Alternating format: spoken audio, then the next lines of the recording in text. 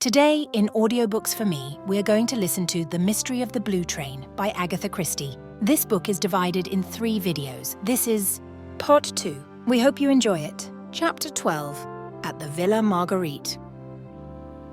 "Then you were really in the thick of it all," said Lady Tamplin enviously. "My dear, how thrilling!" She opened her china blue eyes very wide and gave a little sigh. "A real murder," said Mr. Evans gloatingly. "Of course Chubby had no idea of anything of the kind," went on Lady Tamplin. "He simply could not imagine why the police wanted you. My dear, what an opportunity. I think, yes, I certainly think something might be made out of this." A calculating look rather marred the ingenuousness of the blue eyes. Catherine felt slightly uncomfortable. They were just finishing lunch, and she looked in turn at the 3 people sitting round the table. Lady Tamplin, full of practical schemes, Mr. Evans, beaming with naive appreciation, and Lennox, with a queer, crooked smile on her dark face. "Marvellous luck," murmured Chubby. "I wish I could have gone along with you, and seen all the exhibits." His tone was wistful and childlike. Catherine said nothing. The police had laid no injunctions of secrecy upon her, and it was clearly impossible to suppress the bare facts or try to keep them from her hostess, but she did rather wish it had been possible to do so. "Yes," said Lady Tamplin, coming suddenly out of her reverie, "I do think something might be done. A little account, cleverly written up, an eyewitness, a feminine touch, how I chatted with the dead woman, little thinking, that sort of thing, "Rot," said Lennox. "You have no idea," said Lady Tamplin in a soft, wistful voice. "What newspapers will pay for a little titbit? Written, of course, by someone of really unimpeachable social position. You would not like to do it yourself, I dare say, Catherine dear, but just give me the bare bones of it, and I will manage the whole thing for you. Mr. de Havilland is a special friend of mine. We have a little understanding together. A most delightful man, not at all reporterish. How does the idea strike you, Catherine?" "I would much prefer to do nothing of the kind," said Catherine bluntly. Lady Tamplin was rather disconcerted at this uncompromising refusal. She sighed and turned to the elucidation of further details. "A very striking-looking woman, you said. I wonder now who she could have been. You didn't hear her name?" "It was mentioned," Catherine admitted, "but I can't remember it. You see, I was rather upset." "I should think so," said Mr. Evans. "It must have been a beastly shock." It is to be doubted whether, even if Catherine had remembered the name, she would have admitted the fact. Lady Tamplin's remorseless cross-examination was making her restive. Lennox, who was observant in her own way, noticed this and offered to take Catherine upstairs to see her room. She left her there, remarking kindly before she went, "You mustn't mind Mother.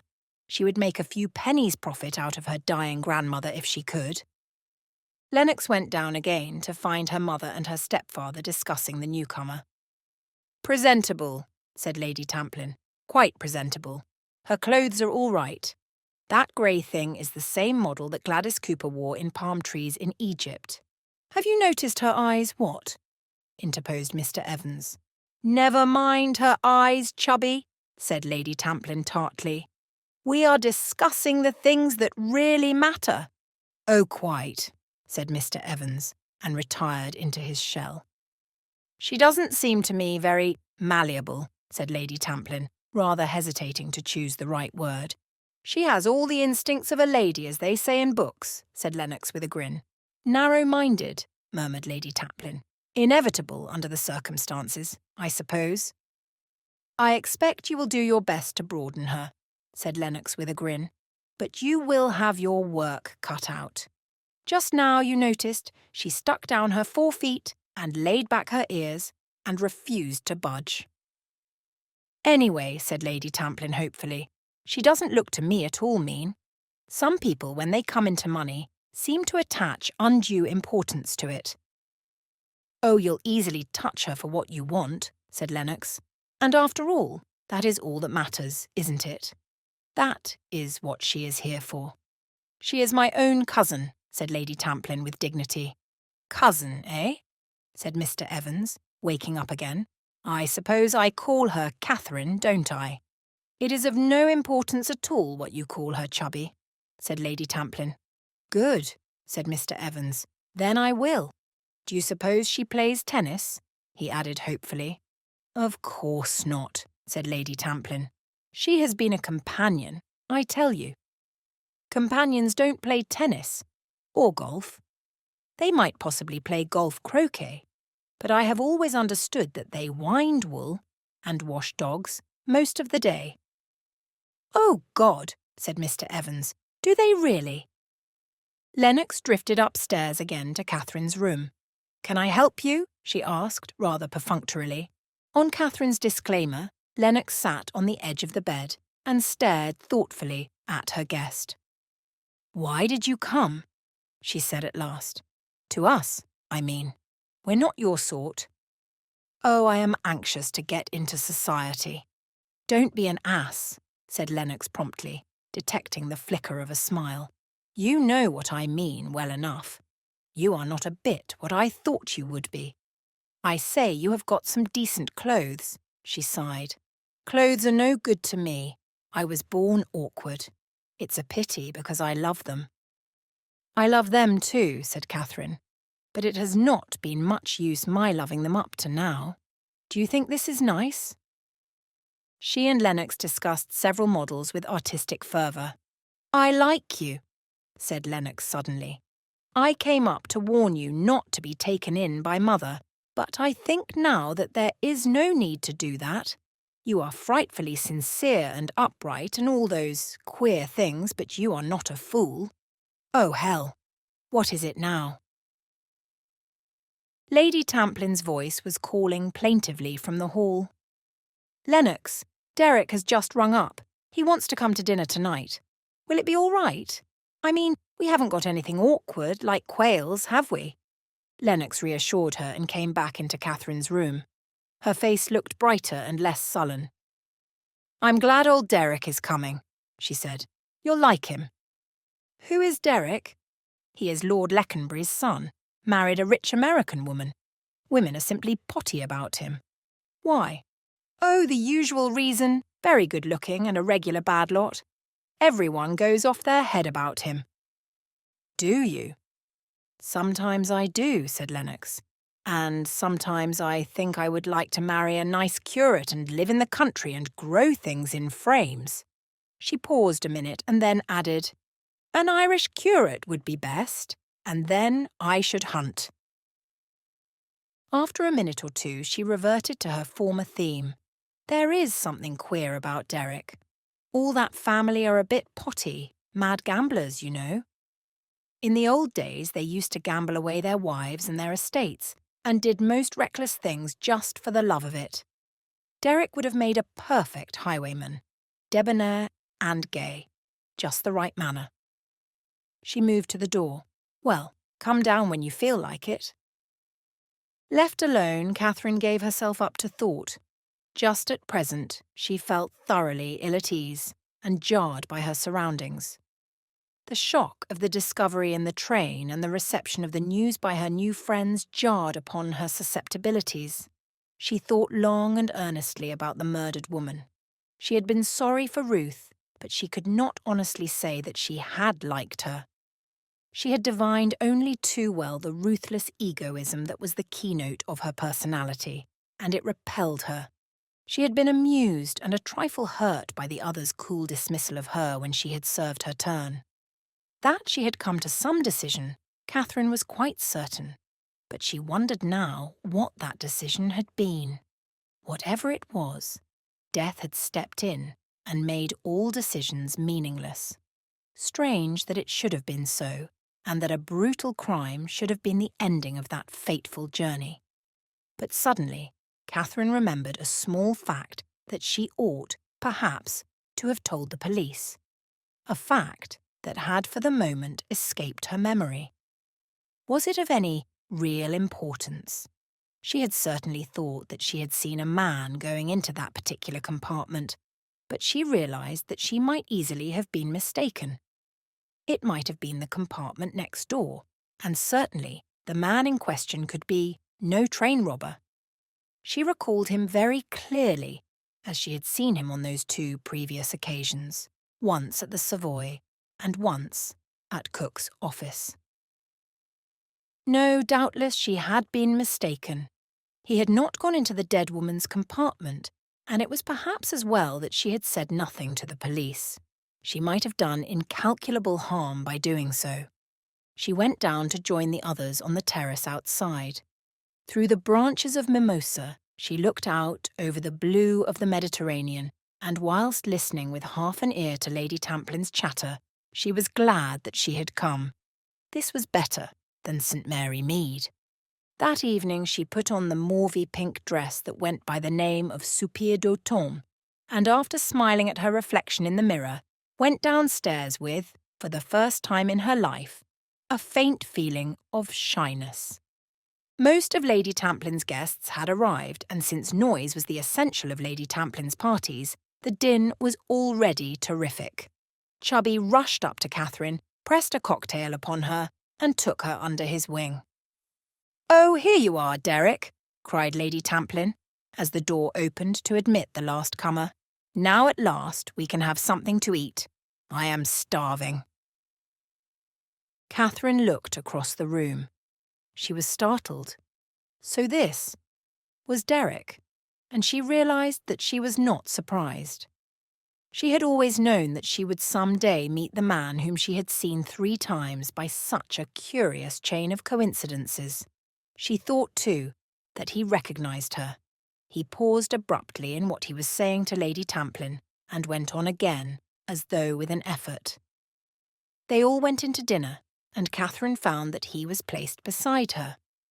He turned to her at once with a vivid smile. "I knew I was going to meet you soon," he remarked, "but I never dreamt that it would be here. It had to be, you know. Once at the Savoy and once at Cook's. Never twice without 3 times. Don't say you can't remember me or never noticed me. I insist upon your pretending that you noticed me, anyway." "Oh, I did," said Catherine.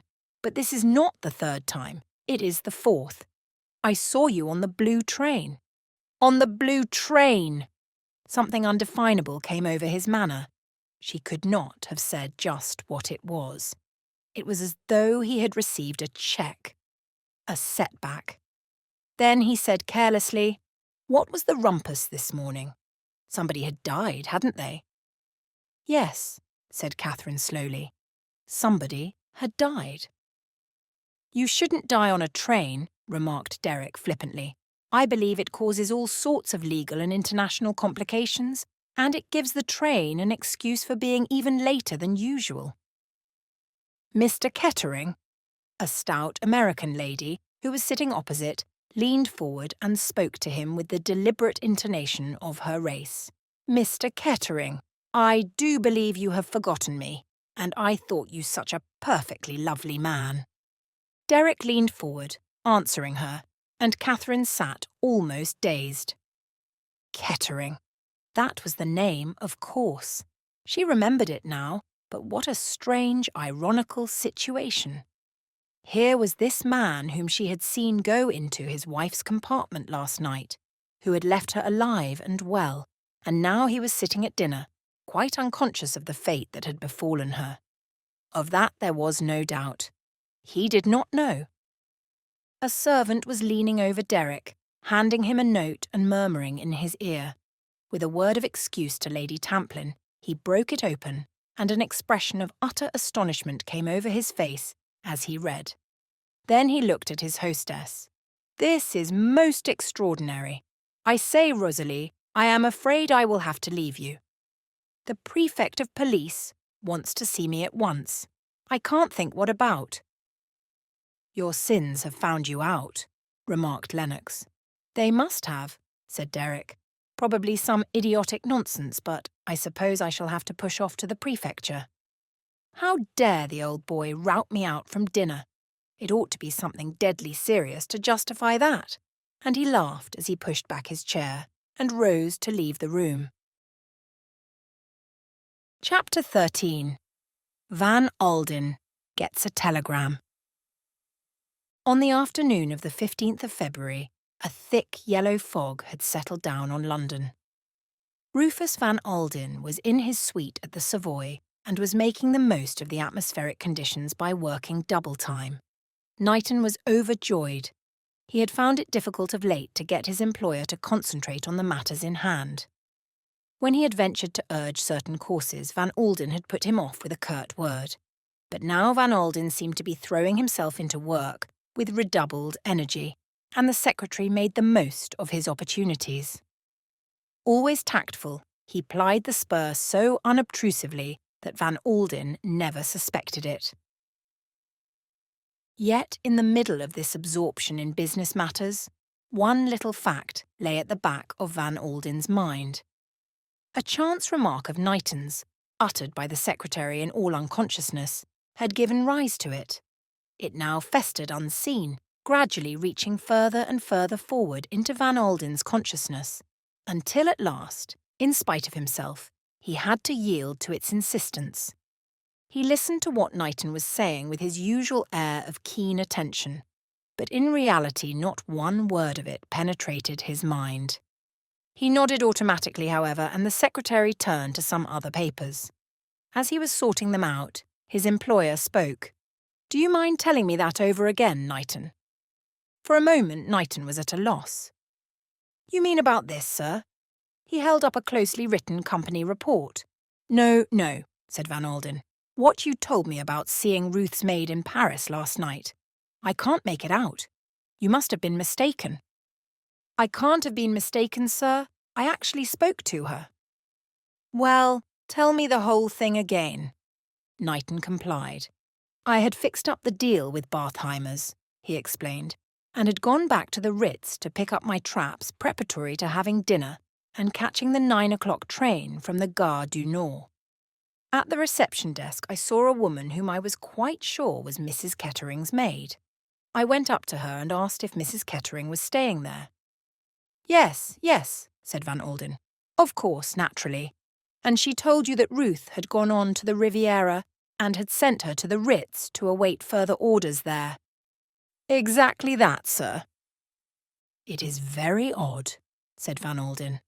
"Very odd indeed, unless the woman had been impertinent or something of that kind." "In that case," objected Knighton, "surely Mrs. Kettering would have paid her down a sum of money and told her to go back to England. She would hardly have sent her to the Ritz." "No," muttered the millionaire. "That's true." He was about to say something further, but checked himself. He was fond of Knighton and liked and trusted him, but he could hardly discuss his daughter's private affairs with his secretary. He had already felt hurt by Ruth's lack of frankness, and this chance information which had come to him did nothing to allay his misgivings. Why had Ruth got rid of her maid in Paris? What possible object or motive could she have had in so doing? He reflected for a moment or two on the curious combination of chance. How should it have occurred to Ruth, except as the wildest coincidence, that the first person that the maid should run across in Paris should be her father's secretary? But that was the way things happened. That was the way things got found out. He winced at the last phrase. It had arisen with complete naturalness to his mind. Was there then something to be found out? He hated to put this question to himself. He had no doubt of the answer. The answer was, he was sure of it, Armand de la Roche. It was bitter to Van Alden that a daughter of his should be gulled by such a man, yet he was forced to admit that she was in good company, that other well-bred and intelligent women had succumbed just as easily to the Count's fascination. Men saw through him, women did not. He sought now for a phrase that would allay any suspicion that his secretary might have felt. "Ruth is always changing her mind about things at a moment's notice," he remarked, and then he added in a would-be careless tone, "The maid didn't give any, reason for this change of plan." Knighton was careful to make his voice as natural as possible as he replied. She said, sir, that Mrs. Kettering had met a friend unexpectedly. Is that so? The secretary's practised ears caught the note of strain underlying the seemingly casual tone. Oh, I see. Man or woman? I think she said a man, sir. Van Alden nodded. His worst fears were being realised. He rose from his chair and began pacing up and down the room, a habit of his when agitated. Unable to contain his feelings any longer, he burst forth. There is one thing no man can do, and that is to get a woman to listen to reason. Somehow or other, they don't seem to have any kind of sense. Talk of woman's instinct. Why, it is well known all the world over that a woman is the surest mark for any rascally swindler. Not 1 in 10 of them knows a scoundrel when she meets one. They can be preyed on by any good-looking fellow with a soft side to his tongue. If I had my way— He was interrupted. A page boy entered with a telegram. Van Alden tore it open, and his face went a sudden chalky white. He caught hold of the back of a chair to steady himself and waved the page boy from the room. What's the matter, sir? Knighton had risen in concern. Ruth, said Van Alden hoarsely. Mrs. Kettering? Killed. An accident to the train? Van Alden shook his head. No. From this, it seems she has been robbed as well. They don't use the word, Knighton, but my poor girl has been murdered. Oh, my God, sir! Van Alden tapped the telegram with his forefinger. This is from the police at Nice. I must go out there by the first train. Knighton was efficient as ever. He glanced at the clock. 5 o'clock from Victoria, sir. That's right, you will come with me, Knighton. Tell my man, Archer, and pack your own things. See to everything here. I want to go round to Curzon Street. The telephone rang sharply and the secretary lifted the receiver. Yes, who is it? Then to Van Alden. Mr. Goby, sir. Goby? I can't see him now. No, wait. We have plenty of time. Tell them to send him up.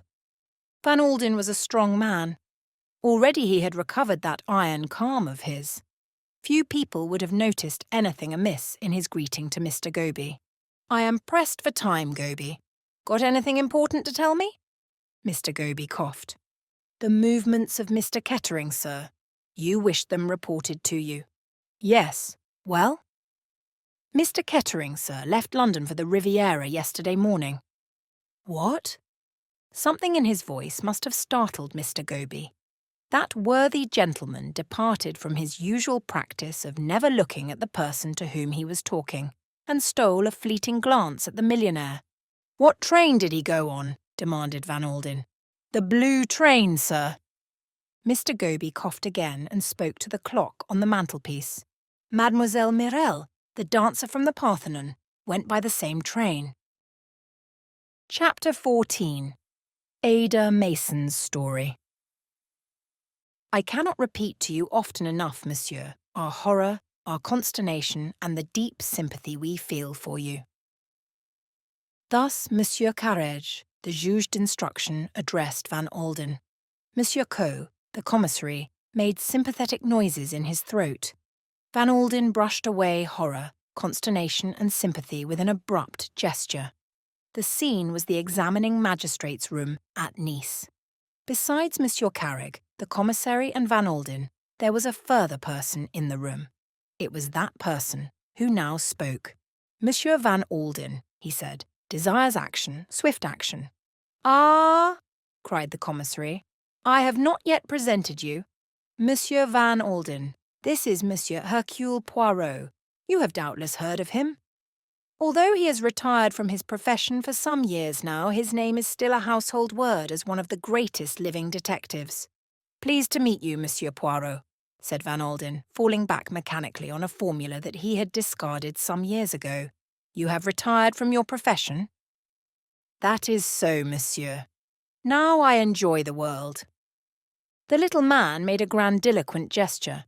Monsieur Poirot happened to be travelling on the blue train, explained the commissary, and he has been so kind as to assist us out of his vast experience. The millionaire looked at Poirot keenly. Then he said unexpectedly, I am a very rich man, Monsieur Poirot. It is usually said that a rich man labours under the belief that he can buy everything and everyone. That is not true. I am a big man in my way, and one big man can ask a favour from another big man. Poirot nodded a quick appreciation. That is very well said, Monsieur Van Alden. I place myself entirely at your service. Thank you, said Van Alden. I can only say call upon me at any time, and you will not find me ungrateful. And now, gentlemen, to business. I propose, said Monsieur Carreg, to interrogate the maid, Ada Mason. You have her here, I understand. Yes, said Van Alden.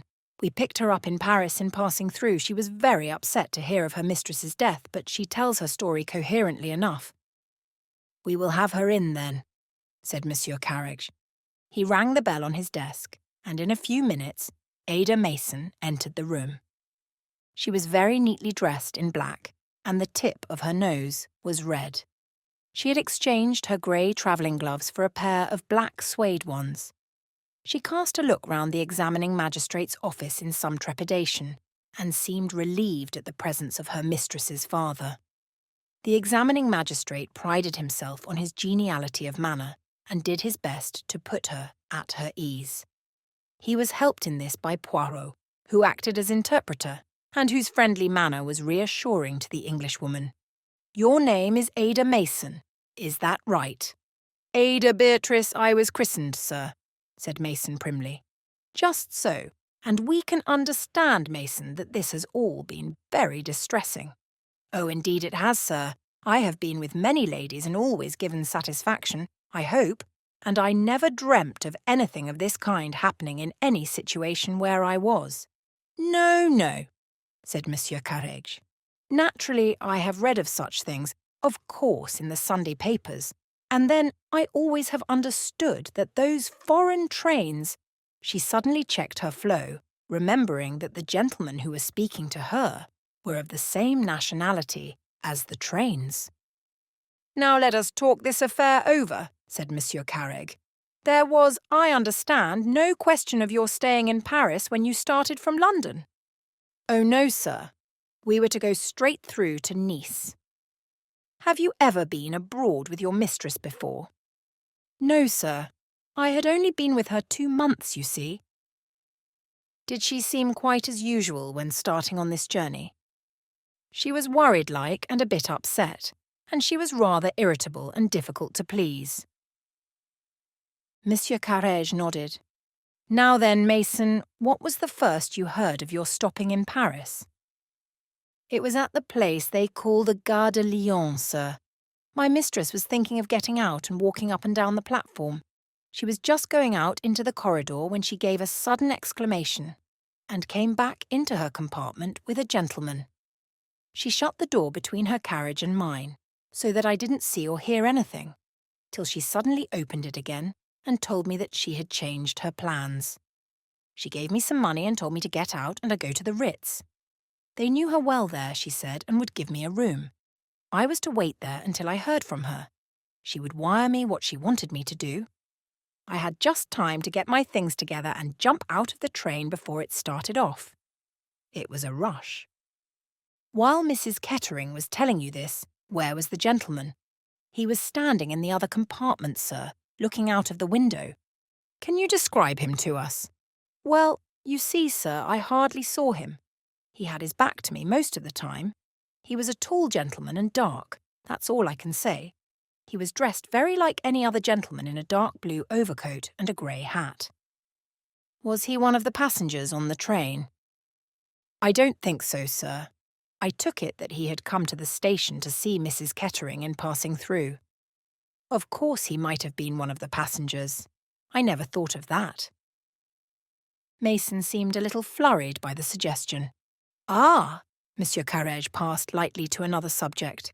Your mistress later requested the conductor not to rouse her early in the morning. Was that a likely thing for her to do, do you think? Oh, yes, sir.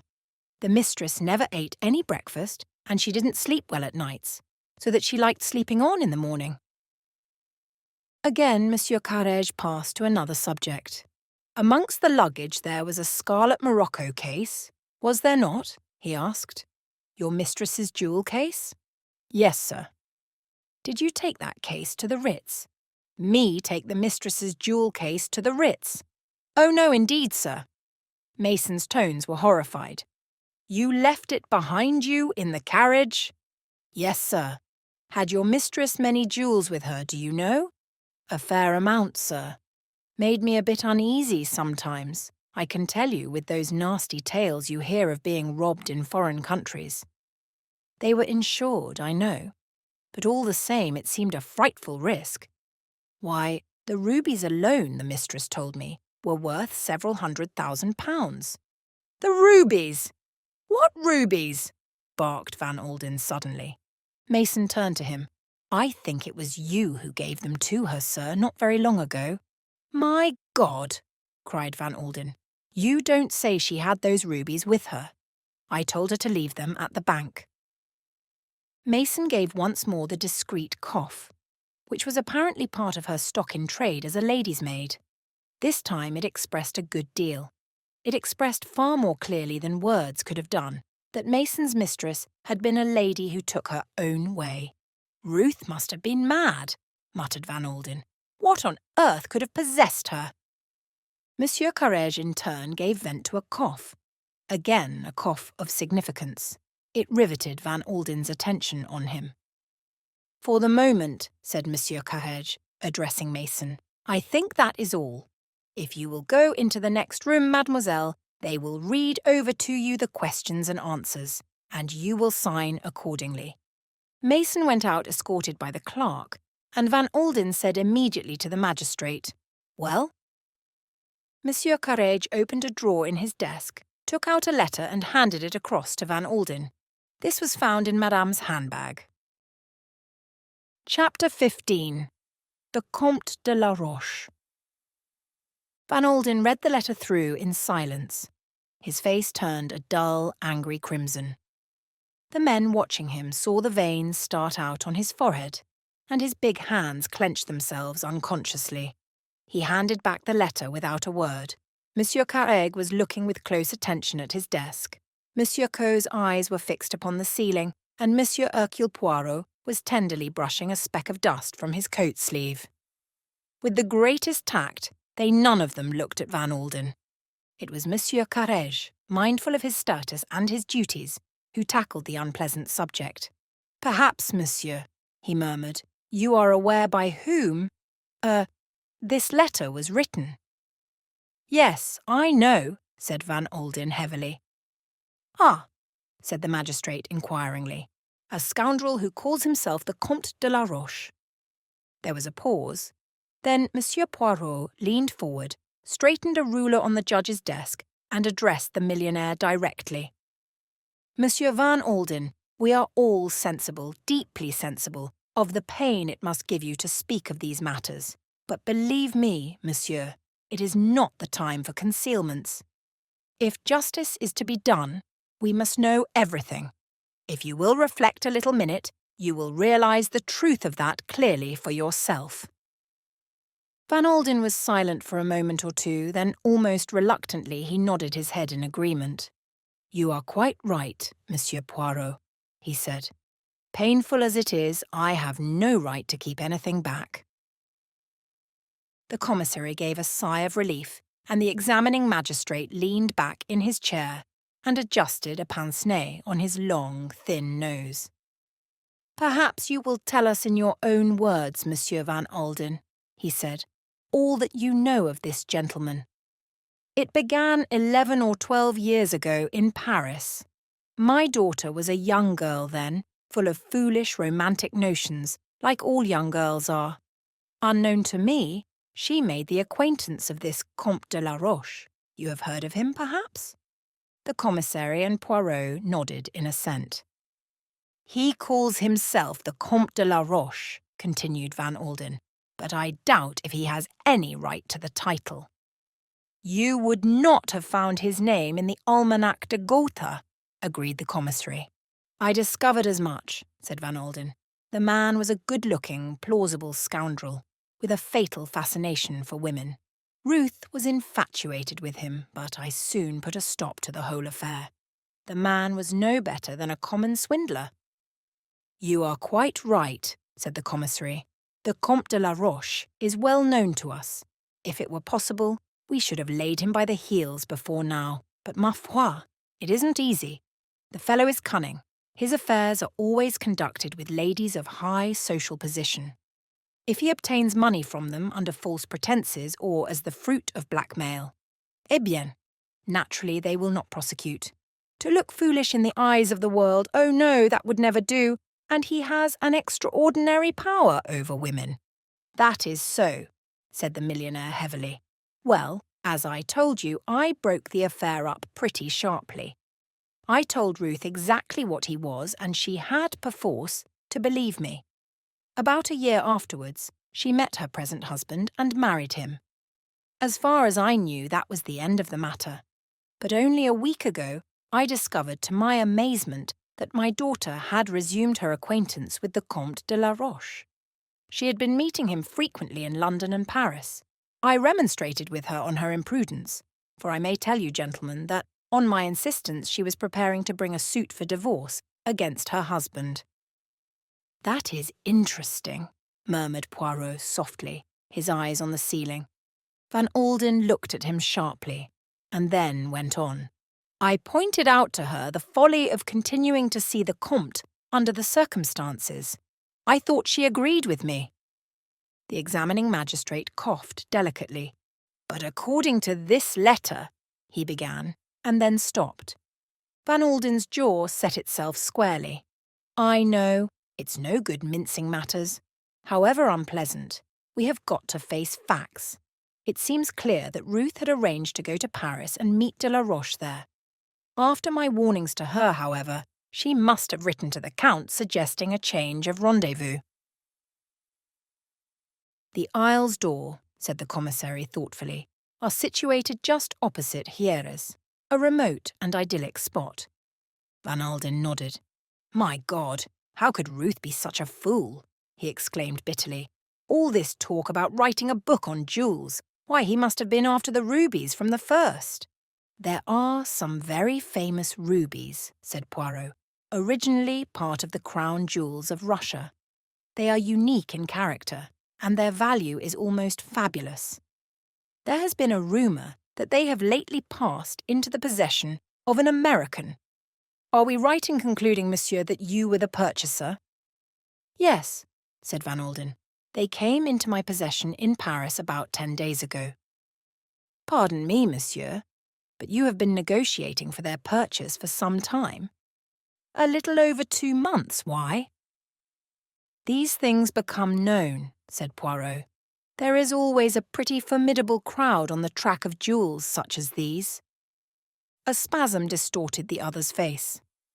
"I remember," he said brokenly, "a joke I made to Ruth when I gave them to her. I told her not to take them to the Riviera with her, as I could not afford to have her robbed and murdered for the sake of the jewels. My God, the things one says, never dreaming or knowing they will come true." There was a sympathetic silence, and then Poirot spoke in a detached manner. "Let us arrange our facts with order and precision. According to our present theory, this is how they run. The Comte de la Roche knows of your purchase of these jewels. By an easy stratagem, he induces Madame Kettering to bring the stones with her. He, then, is the man Mason saw in the train at Paris." The other three nodded in agreement. "Madame is surprised to see him, but she deals with the situation promptly. Mason is got out of the way. A dinner basket is ordered. We know from the conductor that he made up the berth for the first compartment, but he did not go into the second compartment, and that a man could quite well have been concealed from him. So far, the Comte could have been hidden to a marvel. No one knows of his presence on the train except Madame. He has been careful that the maid did not see his face. All that she could say is that he was tall and dark. It is all most conveniently vague. They are alone, and the train rushes through the night. There would be no outcry, no struggle, for the man is, so she thinks, her lover. He turned gently to Van Alden. Death, monsieur, must have been almost instantaneous. We will pass over that quickly. The Comte takes the jewel case which lies ready to his hand. Shortly afterwards, the train draws into Lyons. Monsieur Carrege nodded his approval. Precisely. The conductor without descends. It would be easy for our man to leave the train unseen. It would be easy to catch a train back to Paris or anywhere he pleases. And the crime would be put down as an ordinary train robbery. But for the letter found in Madame's bag, the Comte would not have been mentioned. It was an oversight on his part not to search that bag, declared the commissary. Without doubt, he thought she had destroyed that letter. It was, pardon me, monsieur, it was an indiscretion of the first water to keep it. And yet, murmured Poirot, it was an indiscretion the Comte might have foreseen. You mean? I mean we are all agreed on one point, and that is that the Comte de la Roche knows one subject of fond women. How was it that, knowing women as he does, he did not foresee that Madame would have kept that letter? Yes, yes, said the examining magistrate doubtfully. There is something in what you say. But at such times, you understand, a man is not master of himself. He does not reason calmly. Mon Dieu, he added with feeling. If our criminals kept their heads and acted with intelligence, how should we capture them? Poirot smiled to himself. It seems to me a clear case, said the other, but a difficult one to prove. The Comte is a slippery customer, and unless the maid can identify him, which is most unlikely, said Poirot. True, true. The examining magistrate rubbed his chin. It is going to be difficult.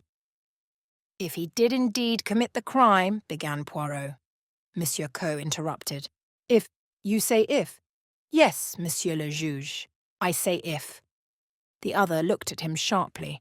You are right, he said at last. We go too fast. It is possible that the Comte may have an alibi. Then we should look foolish. Ah, que par exemple, replied Poirot. That is of no importance whatever. Naturally, if he committed the crime, he will have an alibi. A man with the Comte's experience does not neglect to take precautions. No, I said if for a very different reason. And what was that? Poirot wagged an emphatic forefinger. The psychology. Eh? Said the commissary. The psychology is at fault. The Comte is a scoundrel, yes. The Comte is a swindler. Yes. The Comte preys upon women. Yes. He proposes to steal Madame's jewels. Again, yes. Is he the kind of man to commit murder? I say no.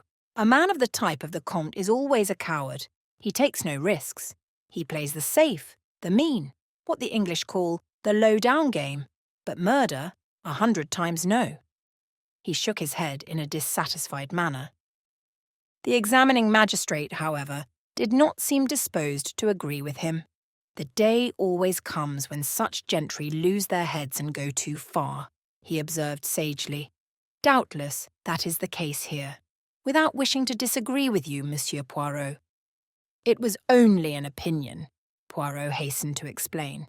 The case is, of course, in your hands, and you will do what seems fit to you. I am satisfied in my own mind that the Comte de la Roche is the man we need to get hold of, said Monsieur Carrege. You agree with me, Monsieur le Commissaire? Perfectly. And you, Monsieur Van Alden? Yes, said the millionaire. Yes, the man is a thorough-paced villain, no doubt about it. It will be difficult to lay hands on him, I am afraid, said the magistrate, but we will do our best. Telegraphed instructions shall go out at once. Permit me to assist you, said Poirot. There need be no difficulty. Eh? The others stared at him. The little man smiled beamingly back at them. It is my business to know things, he explained. The Comte is a man of intelligence. He is at present at a villa he has leased, the Villa Margarite at Antibes. Chapter 16. Poirot discusses the case. Everybody looked respectfully at Poirot. Undoubtedly, the little man had scored heavily. The commissary laughed on a rather hollow note.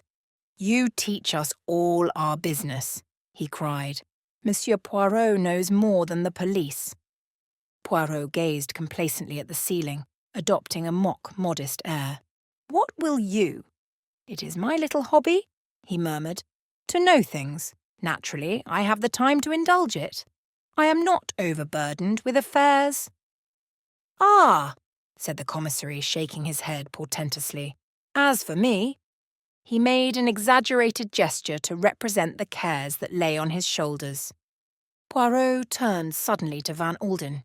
"You agree, monsieur, with this view? You feel certain that the Comte de la Roche is the murderer?" "Why, it would seem so, yes. Certainly." Something guarded in the answer made the examining magistrate look at the American curiously. Van Alden seemed aware of his scrutiny and made an effort as though to shake off some preoccupation. "What about my son-in-law?" he asked. "You have acquainted him with the news? He is in Nice, I understand." "Certainly, monsieur." The commissary hesitated and then murmured very discreetly, "You are doubtless aware, Monsieur Van Alden, that Monsieur Kettering was also one of the passengers on the blue train that night?" The millionaire nodded. "Heard it just before I left London," he vouchsafed laconically. "He tells us," continued the commissary, "that he had no idea his wife was travelling on the train." "I bet he hadn't," said Van Alden grimly. "It would have been rather a nasty shock to him if he'd come across her on it."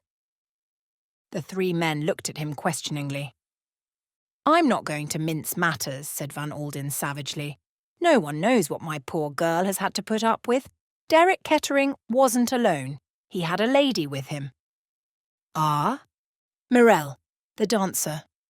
Monsieur Carrage and the commissary looked at each other and nodded as though confirming some previous conversation. Monsieur Carrage leaned back in his chair, joined his hands and fixed his eyes on the ceiling. "Ah," he murmured again. "One wondered." He coughed. "One has heard rumours."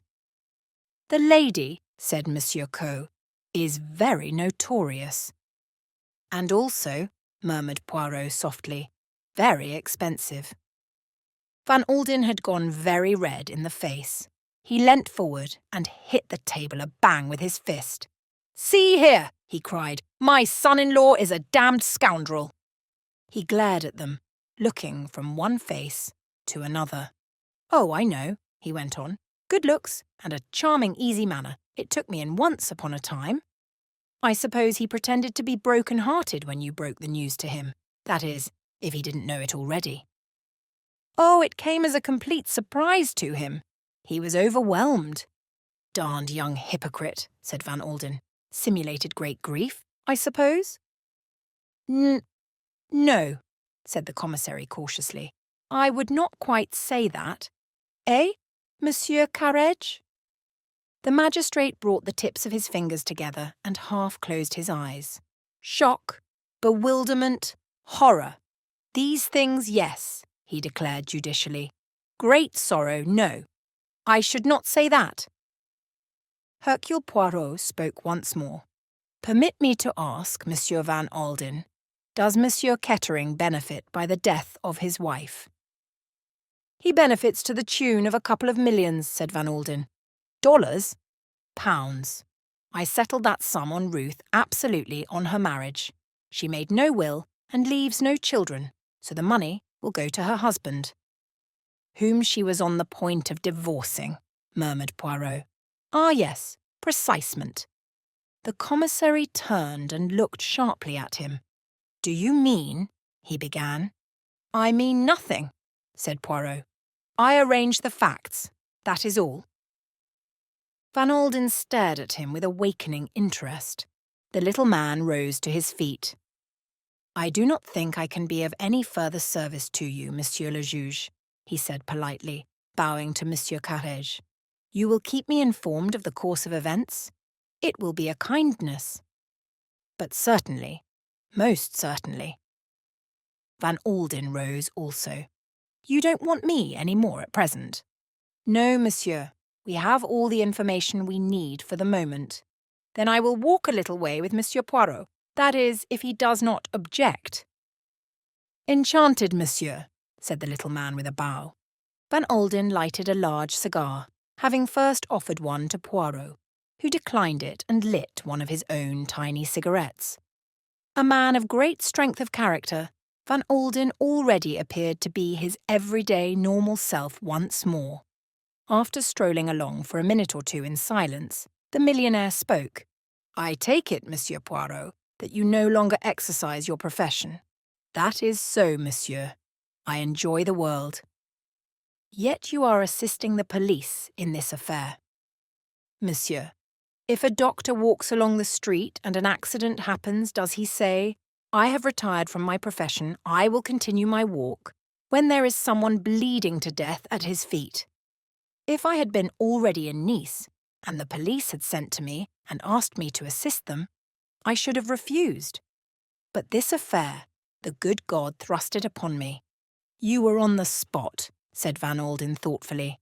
"You examined the compartment, did you not?" Poirot nodded. "Doubtless you found things that were, shall we say, suggestive to you." "Perhaps," said Poirot. "I hope you see what I am leading up to," said Van Alden.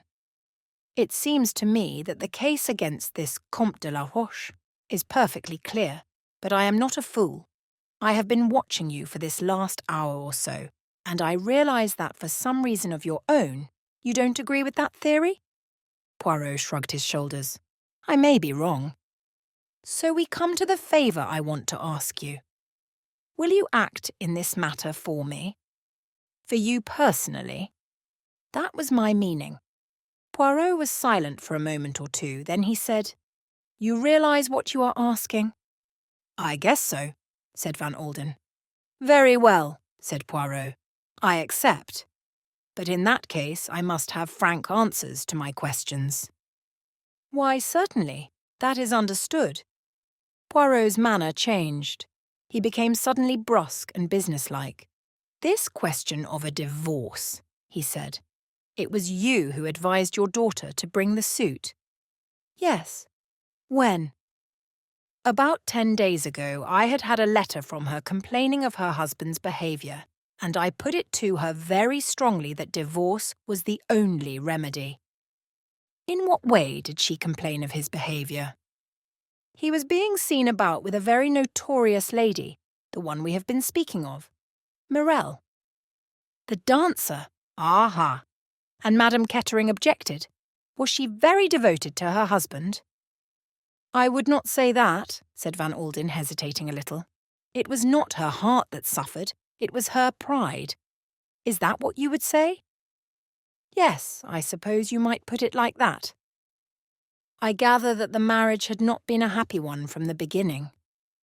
"Derek Kettering is rotten to the core," said Van Alden. "He is incapable of making any woman happy. He is, as you say in England, a bad lot. That is right, is it not?" Van Alden nodded. "Très bien. You advise Madame to seek a divorce, she agrees. You consult your solicitors. When does Monsieur Kettering get news of what is in the wind?" "I sent for him myself, and explained the course of action I proposed to take." "And what did he say?" murmured Poirot softly. Van Alden's face darkened at the remembrance. "He was infernally impudent." "Excuse the question, monsieur, but did he refer to the Comte de la Roche?" "Not by name," growled the other unwillingly, "but he showed himself cognizant of the affair." "What, if I may ask, was Monsieur Kettering's financial position at the time?" "How do you suppose I should know that?" asked Van Alden, after a very brief hesitation. "It seemed likely to me that you would inform yourself on that point." "Well, you are quite right, I did. I discovered that Kettering was on the rocks. And now he has inherited £2 million, la vie. It is a strange thing, is it not?" Van Alden looked at him sharply. "What do you mean?" "I moralise," said Poirot. "I reflect, I speak the philosophy.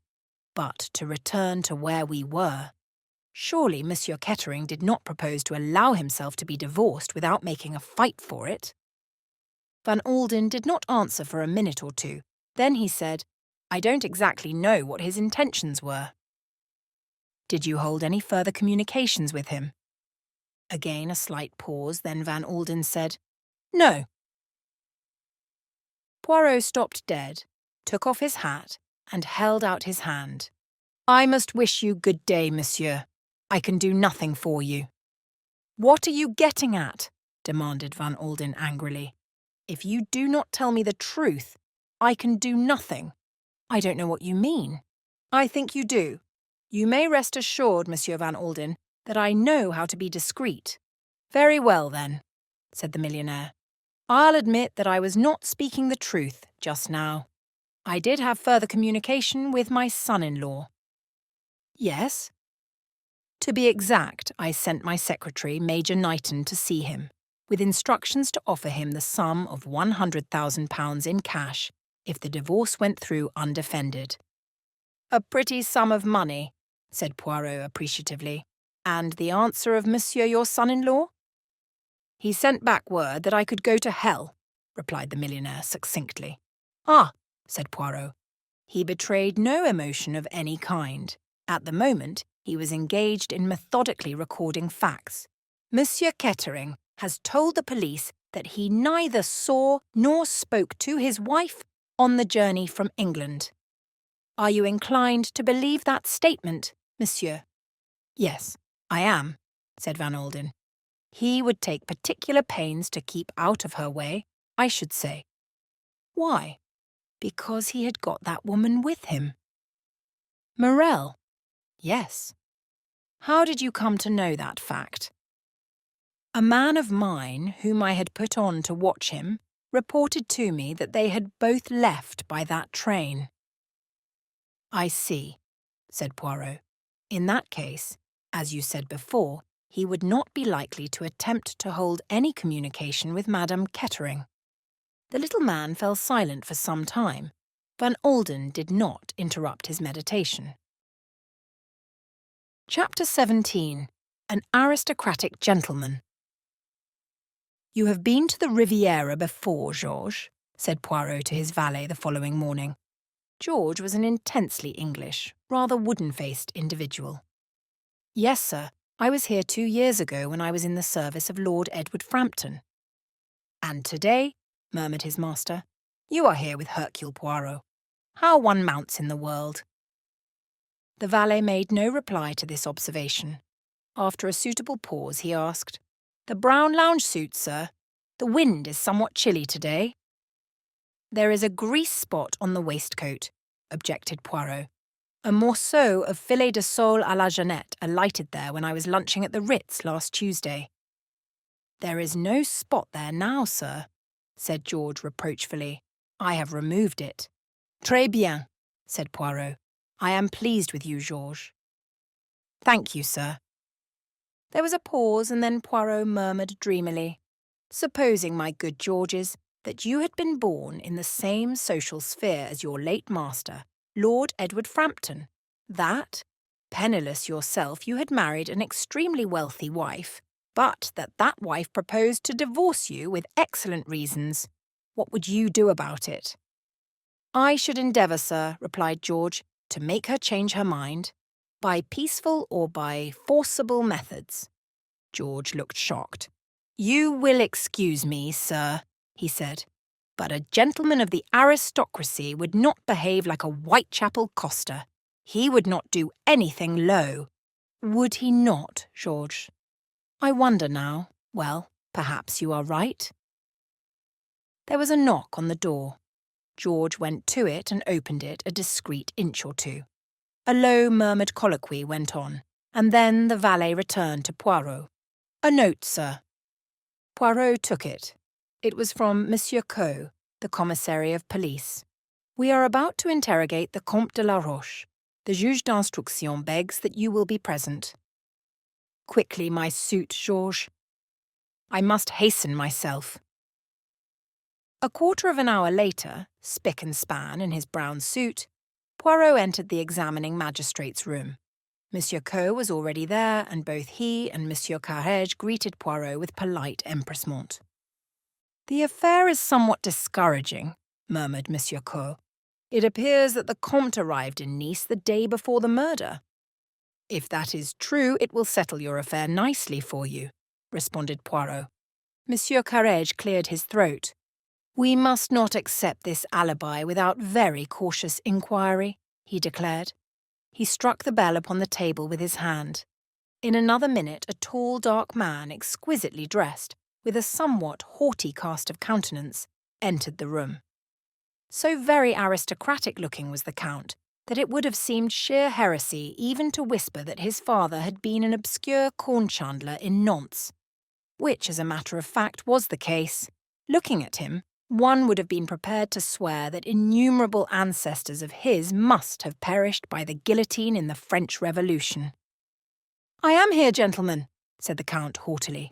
"May I ask why you wish to see me?" "Pray be seated, Monsieur le Comte," said the examining magistrate politely. "It is the affair of the death of Madame Kettering that we are investigating." "The death of Madame Kettering? I do not understand." "You were, acquainted with the lady, I believe, Monsieur le Comte." "Certainly I was acquainted with her. What has that to do with the matter?" Sticking an eyeglass in his eye, he looked coldly round the room, his glance resting longest on Poirot, who was gazing at him with a kind of simple, innocent admiration which was most pleasing to the Count's vanity.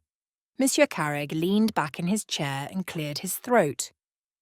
"You do not perhaps know, Monsieur le Comte," he paused, "that Madame Kettering was murdered."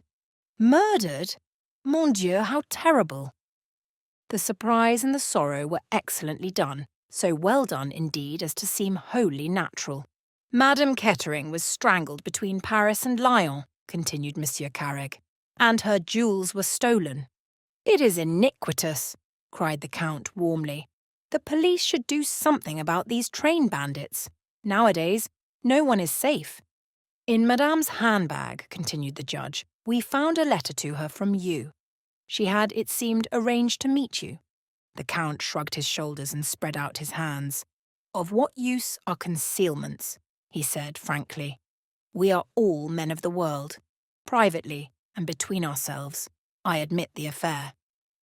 "You met her in Paris and travelled down with her, I believe," said Monsieur Carrege. "That was the original arrangement, but by Madame's wish it was changed. I was to meet her at Heiress. You did not meet her on the train at the Gare de Lyon on the evening of the 14th. On the contrary, I arrived in Nice on the morning of that day, so what you suggest is impossible." Quite so," said Monsieur Carrege. "As a matter of form, you would perhaps give me an account of your movements during the evening and night of the 14th. The Count reflected for a minute. "I dined in Monte Carlo at the Café de Paris. Afterwards I went to the Le Sportin. I won a few thousand francs." He shrugged his shoulders. "I returned home at perhaps 1 o'clock." "Pardon me, monsieur, but how did you return home?" "In my own two-seater car." "No one was with you?" "No one." "You could produce witnesses in support of this statement?" "Doubtless many of my friends saw me there that evening. I dined alone." "Your servant admitted you on your return to your villa?" "I let myself in with my own latchkey." "Ah," murmured the magistrate. Again he struck the bell on the table with his hand. The door opened, and a messenger appeared. "Bring in the maid, Mason," said Monsieur Carrege. "Very good, Monsieur le Juge." Ada Mason was brought in. "Will you be so good, mademoiselle, as to look at this gentleman? To the best of your ability, was it he who entered your mistress's compartment in Paris?" The woman looked long and searchingly at the Count, who was, Poirot fancied, rather uneasy under this scrutiny. "I could not say, sir, I am sure," said Mason at last. "It might be, and again it might not. Seeing as how I only saw his back, it's hard to say. I rather think it was the gentleman." "But you are not sure?" "No, said Mason unwillingly. No, I am not sure." You have seen this gentleman before in Curzon Street? Mason shook her head. I should not be likely to see any visitors that come to Curzon Street, she explained, unless they were staying in the house. Very well, that will do, said the examining magistrate sharply. Evidently he was disappointed. One moment, said Poirot. There is a question I would like to put to mademoiselle, if I may. Certainly, Monsieur Poirot. Certainly, by all means. Poirot addressed himself to the maid. What happened to the tickets? The tickets, sir? Yes, the tickets from London to Nice. Did you or your mistress have them? The mistress had her own Pullman tickets, sir. The others were in my charge. What happened to them? I gave them to the conductor on the French train, sir. He said it was usual. I hope I did right, sir. Oh, quite right, quite right. A mere matter of detail. Both Monsieur Coe and the examining magistrate looked at him curiously. Mason stood uncertainly for a minute or two, and then the magistrate gave her a brief nod of dismissal, and she went out. Poirot scribbled something on a scrap of paper and handed it across to Monsieur Carrege. The latter read it, and his brow cleared. Well, gentlemen, demanded the Count haughtily, am I to be detained further? Assuredly not, Monsieur Carrege hastened to say with a great deal of amiability. Everything is now cleared up as regards your own position in this affair. Naturally, in view of Madame's letter, we were bound to question you. The Count rose, picked up his handsome stick from the corner and, with rather a curt bow, left the room. And that is that, said Monsieur Carrege. You were quite right, Monsieur Poirot. Much better to let him feel he is not suspected. 2 of my men will shadow him night and day, and at the same time we will go into the question of the alibi. It seems to me rather a fluid one. Possibly, agreed Poirot thoughtfully. I asked Monsieur Kettering to come here this morning, continued the magistrate, though really I doubt if we have much to ask him, but there are 1 or 2 suspicious circumstances. He paused, rubbing his nose. Such as? Asked Poirot. Well, the magistrate coughed. This lady, with whom he is said to be travelling, Mademoiselle Mirel. She is staying at one hotel, and he at another. That strikes me, as rather odd. It looks, said Monsieur Coe, as though they were being careful. Exactly, said Monsieur Carrege triumphantly. And what should they have to be careful about? An excess of caution is suspicious, eh? Said Poirot. Precisement. We might, I think, murmured Poirot, ask Monsieur Kettering 1 or 2 questions. The magistrate gave instructions. A moment or 2 later, Derek Kettering, debonair as ever, entered the room. Good morning, monsieur, said the judge politely. Good morning, said Derek Kettering curtly. You sent for me. Has anything fresh turned up? Pray sit down, monsieur. Derek took a seat and flung his hat and stick on the table. Well? He asked impatiently. We have so far no fresh data, said Monsieur Carrege cautiously. That's very interesting, said Derek dryly. Did you send for me here in order to tell me that? We naturally thought, monsieur, that you would like to be informed of the progress of the case, said the magistrate severely, even if the progress was non-existent. We also wish to ask you a few questions. Ask away. You are quite sure that you neither saw nor spoke with your wife on the train? I've answered that already. I did not. You had no doubt your reasons. Derek stared at him suspiciously. I did not know. She was on the train, he explained, spacing his words elaborately, as though to someone dull of intellect. That is what you say, yes, murmured Monsieur Carrege. A frown suffused Derek's face. I should like to know what you're driving at. Do you know what I think, Monsieur Carrege? What do you think, monsieur? I think the French police are vastly overrated. Surely you must have some data as to these gangs of train robbers. It's outrageous that such a thing could happen on a train de luxe like that, and that the French police should be helpless to deal with the matter. We are dealing with it, monsieur. Never fear. Madame Kettering, I understand, did not leave a will, interposed Poirot suddenly. His fingertips were joined together and he was looking intently at the ceiling. I don't think she ever made one, said Kettering. Why? It is a very pretty little fortune that you inherit there, said Poirot. A very pretty little fortune. Although his eyes were still on the ceiling, he managed to see the dark flush that rose to Derek Kettering's face. What do you mean? And who are you? Poirot gently uncrossed his knees, withdrew his gaze from the ceiling, and looked the young man full in the face. My name is Hercule Poirot, he said quietly, and I am probably the greatest detective in the world. You are quite sure that you did not see or speak to your wife on that train? What are you getting at? Do you mean to insinuate that I killed her? He laughed suddenly. I mustn't lose my temper, it's too palpably absurd. Why, if I killed her, I should have had no need to steal her jewels, would I? That is true, murmured Poirot, with a rather crestfallen air. I did not think of that. If ever there were a clear case of murder and robbery, this is it, said Derek Kettering. Poor Ruth. It was those damned rubies did for her. It must have got about she had them with her. There has been murder done for those same stones before now, I believe. Poirot sat up suddenly in his chair. A very faint green light glowed in his eyes. He looked extraordinarily like a sleek, well-fed cat. One more question, Miss Kettering, he said. Will you give me the date when you last saw your wife? Let me see, Kettering reflected. It must have been, yes, over 3 weeks ago. I am afraid I can't give you the date exactly. No matter, said Poirot dryly. That is all I wanted to know. Well, said Derek Kettering impatiently. Anything further?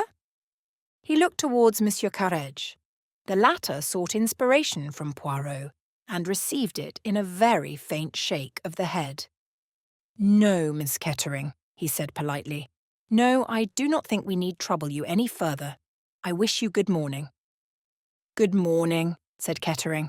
He went out, banging the door behind him.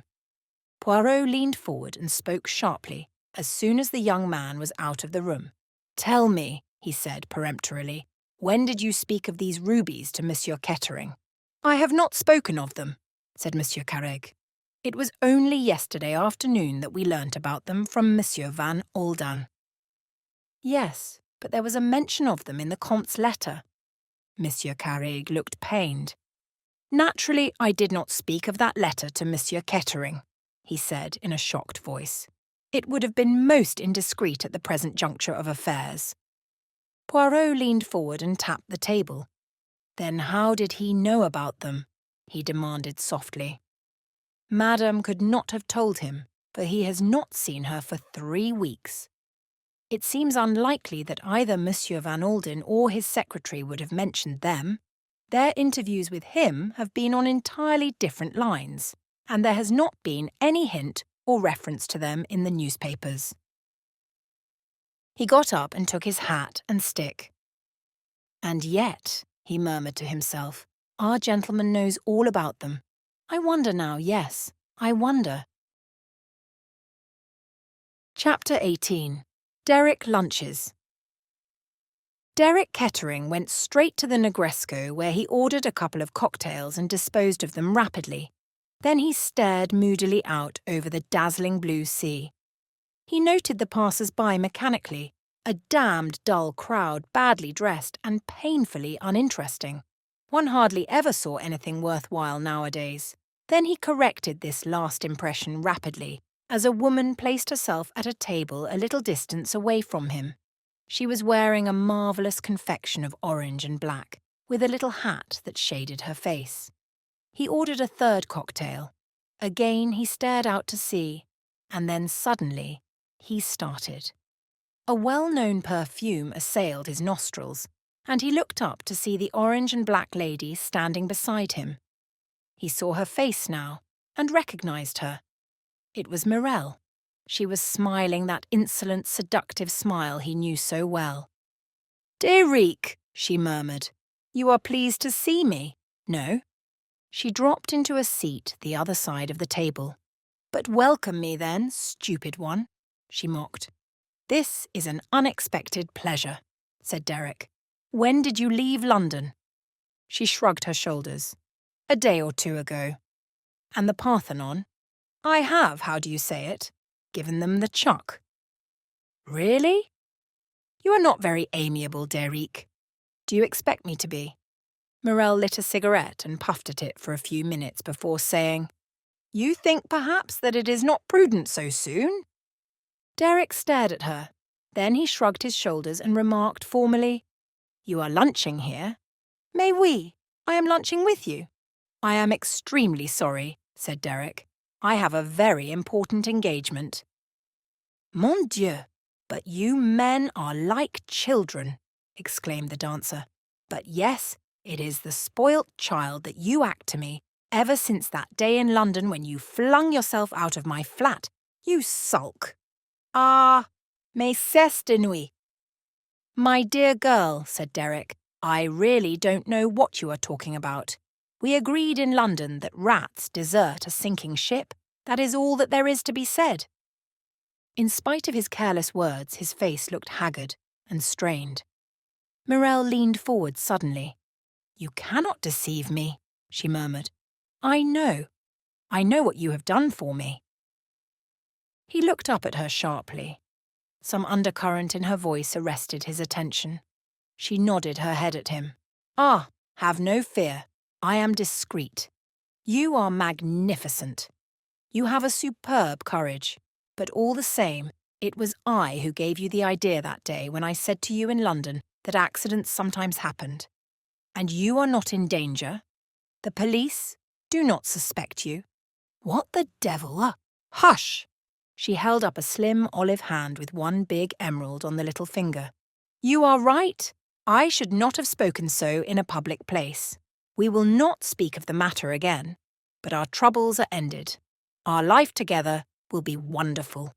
Wonderful." Derek laughed suddenly, a harsh, disagreeable laugh. "So the rats come back, do they?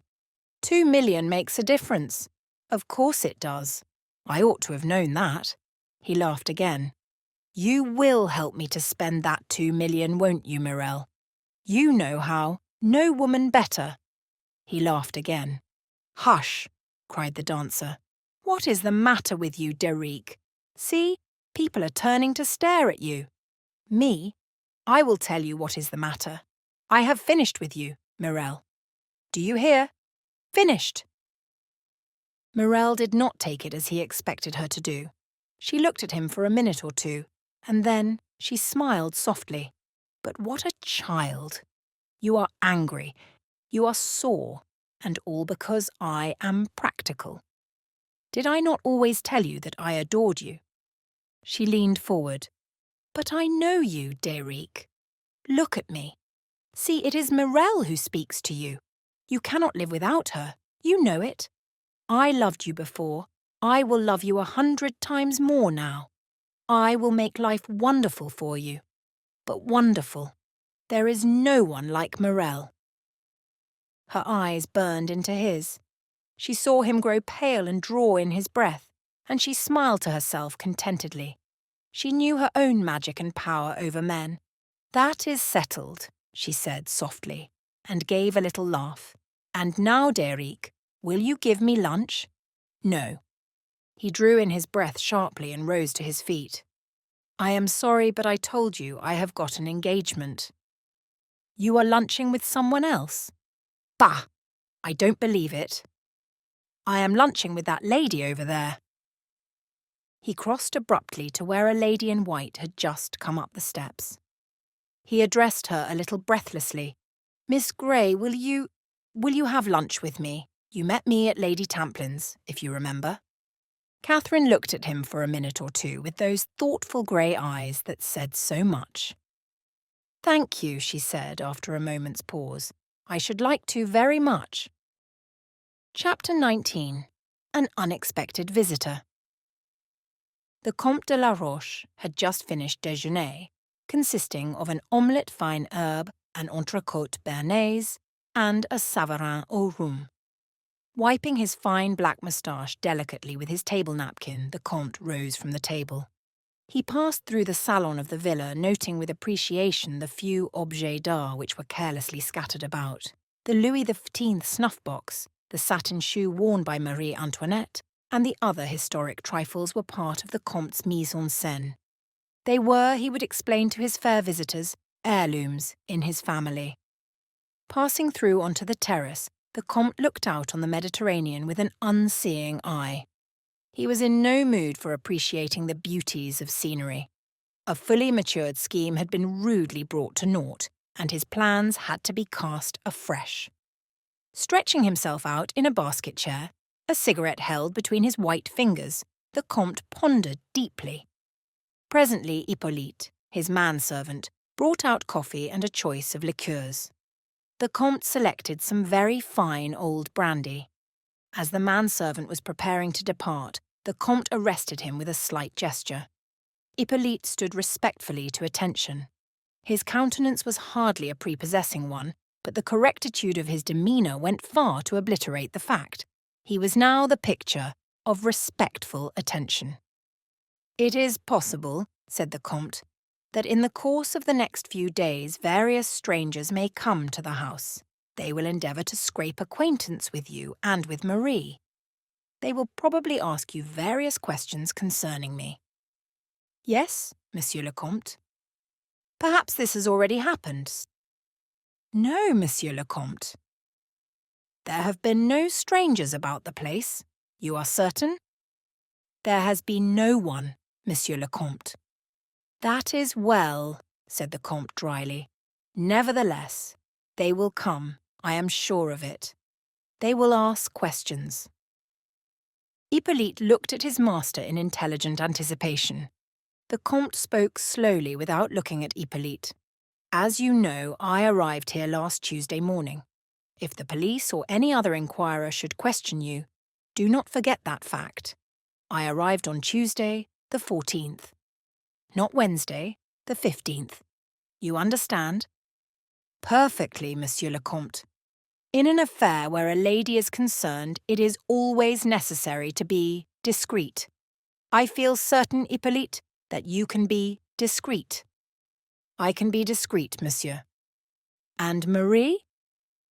"Marie also, I will answer for her." "That is well, then," murmured the Comte. When Hippolyte had withdrawn, the Comte sipped his black coffee with a reflective air. Occasionally he frowned. Once he shook his head slightly. Twice he nodded it. Into the midst of these cogitations came Hippolyte once more. "A lady, monsieur." "A lady?" The Comte was surprised. Not that a visit from a lady was an unusual thing at the Villa Marina, but at this particular moment the Comte could not think who the lady was likely to be. "She is, I think, a lady not known to monsieur," murmured the valet helpfully. The Comte was more and more intrigued. "Show her out here, Hippolyte," he commanded.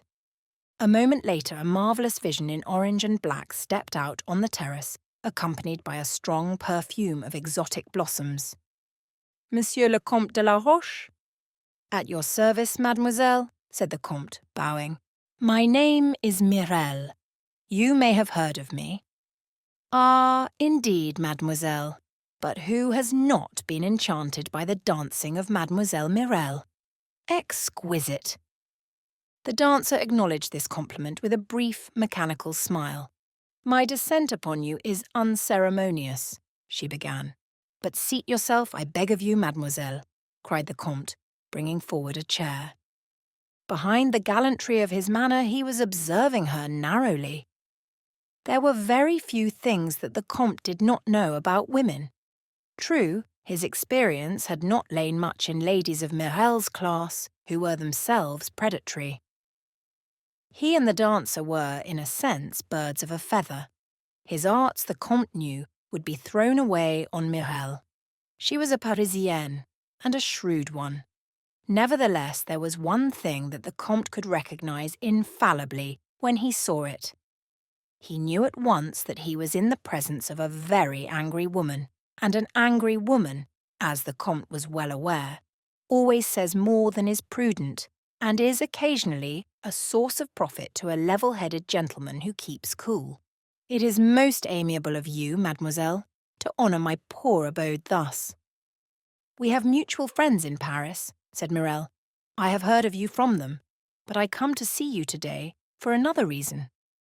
I have heard of you since I came to Nice. In a different way, you understand." "Ah?" said the Comte softly. "I will be brutal," continued the dancer. "Nevertheless, believe that I have your welfare at heart. They are saying in Nice, Monsieur le Comte, that you are the murderer of the English lady, Madame Kettering." "I, the murderer of Madame Kettering? Bah! But how absurd!" He spoke more languidly than indignantly, knowing that he would thus provoke her further. "But yes," she insisted, "it is as I tell you." "It amuses people to talk," murmured the Comte indifferently. "It would be beneath me to take such wild accusations seriously." "You do not understand." Morel bent forward, her dark eyes flashing. "It is not the idle talk of those in the streets. It is the police." "The police? Ah!" The Comte sat up, alert once more. Morel nodded her head vigorously several times. "Yes, yes, you comprehend me. I have friends everywhere. The prefect himself." She left the sentence unfinished, with an eloquent shrug of the shoulders. "Who is not indiscreet where a beautiful woman is concerned?" murmured the Count politely. "The police believe that you killed Madame Kettering, but they are wrong." "Certainly they are wrong," agreed the Comte easily. "You say that, but you do not know the truth. I do." The Comte looked at her curiously. "You know who killed Madame Kettering? Is that what you would say, mademoiselle?" Morel nodded vehemently. "Yes." "Who was it?" asked the Comte sharply. "Her husband." She bent nearer to the Comte, speaking in a low voice that vibrated with anger and excitement. "It was her husband who killed her." The Comte leant back in his chair. His face was a mask. "Let me ask you, mademoiselle, how do you know this?" "How do I know it?" Morel sprang to her feet with a laugh. "He boasted of it beforehand. He was ruined, bankrupt, dishonoured. Only the death of his wife could save him. He told me so. He travelled on the same train, but she was not to know it. Why was that, I ask you? So that he might creep upon her in the night. Ah!" She shut her eyes. "I can see it happening." The Count coughed. "Perhaps. Perhaps," he murmured. "But surely, mademoiselle, in that case, he would not steal the jewels." "The jewels," breathed Morel. "The jewels. Ah, those rubies."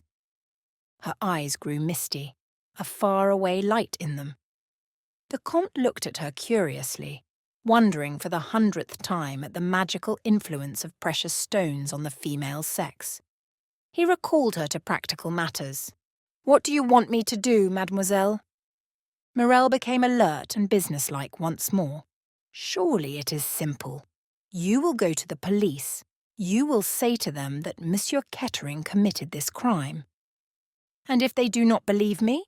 If they ask for proof?" He was eyeing her closely. Morel laughed softly and drew her orange and black wrap closer round her. "Send them to me, Monsieur le Comte," she said softly. "I will give them the proof they want." Upon that she was gone, an impetuous whirlwind, her errand accomplished.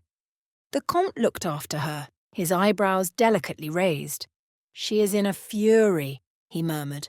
"What has happened now to upset her? But she shows her hand too plainly. Does she really believe that Mr. Kettering killed his wife? She would like me to believe it. She would even like the police to believe it." he smiled to himself. He had no intention whatsoever of going to the police. He saw various other possibilities to judge by his smile, an agreeable vista of them. Presently, however, his brow clouded. According to Morel, he was suspected by the police. That might be true, or it might not. An angry woman of the type of the dancer was not likely to bother about the strict veracity of her statements. On the other hand, she might easily have obtained inside information. In that case, his mouth set grimly, in that case, he must take certain precautions. He went into the house and questioned Hippolyte closely once more as to whether any strangers had been to the house. The valet was positive in his assurances that this was not the case. The Comte went up to his bedroom and crossed over to an old bureau that stood against the wall. He let down the lid of this, and his delicate fingers sought for a spring at the back of one of the pigeonholes. A secret drawer flew out. In it was a small brown paper package. The Comte took this out and weighed it in his hand carefully for a minute or two. Raising his hand to his head, with a slight grimace, he pulled out a single hair. This he placed on the lip of the drawer and shut it carefully. Still carrying the small parcel in his hand, he went downstairs and out of the house to the garage, where stood a scarlet two-seater car. 10 minutes later he had taken the road for Monte Carlo. He spent a few hours at the casino, then sauntered out into the town. Presently he re-entered the car and drove off in the direction of Mentone. Earlier in the afternoon he had noticed an inconspicuous grey car some little distance behind him. He noticed it again now. He smiled to himself. The road was climbing steadily upwards. The Comte's foot pressed hard on the accelerator. The little red car had been specially built to the Comte's design, and had a far more powerful engine than would have been suspected from its appearance. It shot ahead. Presently he looked back and smiled. The grey car was following behind. Smothered in dust, the little red car leaped along the road. It was travelling now at a dangerous pace, but the Comte was a first-class driver. Now they were going downhill, twisting and curving unceasingly. Presently the car slackened speed, and finally came to a standstill before a bureau de poste. The Comte jumped out, lifted the lid of the tool chest, extracted the small brown paper parcel, and hurried into the post office. 2 minutes later he was driving once more in the direction of Mentone. When the grey car arrived there, the Comte was drinking English 5 o'clock tea on the terrace of one of the hotels. Later he drove back to Monte Carlo, dined there, and reached home once more at 11 o'clock. Hippolyte came out to meet him with a disturbed face. "Ah, Monsieur le Comte has arrived. Monsieur le Comte did not telephone me, by any chance?" The Comte shook his head. "And yet, at 3 o'clock, I received a summons from Monsieur le Comte to present myself to him at Nice, at the Negresco." "Really?" said the Comte. "And you went?" "Certainly, monsieur, but at the Negresco they knew nothing of Monsieur le Comte. He had not been there." "Ah," said the Comte. "Doubtless at that hour Marie was out doing her afternoon marketing." "That is so, Monsieur le Comte." "Ah, well," said the Comte, "it is of no importance. A mistake." He went upstairs, smiling to himself. Once within his own room, he bolted his door and looked sharply round. Everything seemed as usual. He opened various drawers and cupboards. Then he nodded to himself. Things had been replaced almost exactly as he had left them, but not quite. It was evident that a very thorough search had been made. He went over to the bureau and pressed the hidden spring. The drawer flew open, but the hair was no longer where he had placed it. He nodded his head several times. "They are excellent, our French police," he murmured to himself. "Excellent. Nothing escapes them." Chapter 20. Catherine makes a friend. On the following morning, Catherine and Lennox were sitting on the terrace of the Villa Margarite. Something in the nature of a friendship was springing up between them, despite the difference in age. But for Lennox, Catherine would have found life at the Villa Margarite quite intolerable. The Kettering case was the topic of the moment. Lady Tamplin frankly exploited her guest's connection with the affair for all it was worth. The most persistent rebuffs that Catherine could administer quite failed to pierce Lady Tamplin's self-esteem. Lennox adopted a detached attitude, seemingly amused at her mother's manoeuvres, and yet with a sympathetic understanding of Catherine's feelings. The situation was not helped by Chubby, whose naive delight was unquenchable, and who introduced Catherine to all and sundry as, "This is Miss Grey. You know that blue train business? She was in it up to the ears. Had a long talk with Ruth Kettering a few hours before the murder. Bit of luck for her, eh?" A few remarks of this kind had provoked Catherine that morning to an unusually tart rejoinder, and when they were alone together, Lennox observed in her slow drawl, "Not used to exploitation, are you? You have a lot to learn, Catherine." "I am sorry I lost my temper. I don't, as a rule." "It is about time you learnt to blow off steam. Chubby is only an ass. There is no harm in him. Mother, of course, is trying, but you can lose your temper with her until kingdom come, and it won't make any impression. She will open large, sad blue eyes at you, and not care a bit."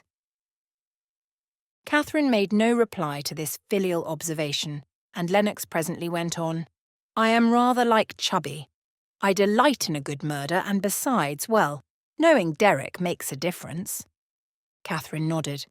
"So you lunched with him yesterday," pursued Lennox reflectively. "Do you like him, Catherine?" Catherine considered for a minute or two. "I don't know," she said very slowly. "He is very attractive." "Yes, he is attractive. What don't you like about him?" Catherine did not reply to the question, or at any rate not directly. "He spoke of his wife's death," she said. "He said he would not pretend that it had been anything but a bit of most marvellous luck for him."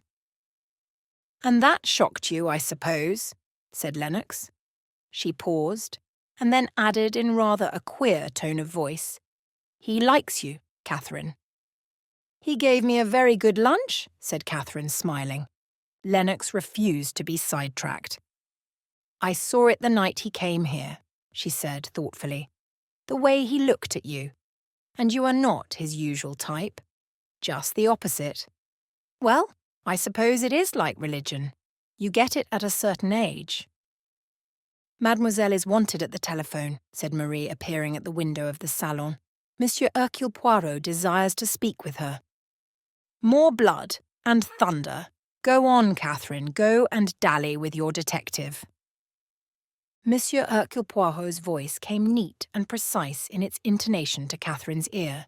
"That is Mademoiselle Grey who speaks? Bon. Mademoiselle, I have a word for you from Monsieur Van Alden, the father of Madame Kettering. He wishes very much to speak with you either at the Villa Margarite or at his hotel, whichever you prefer."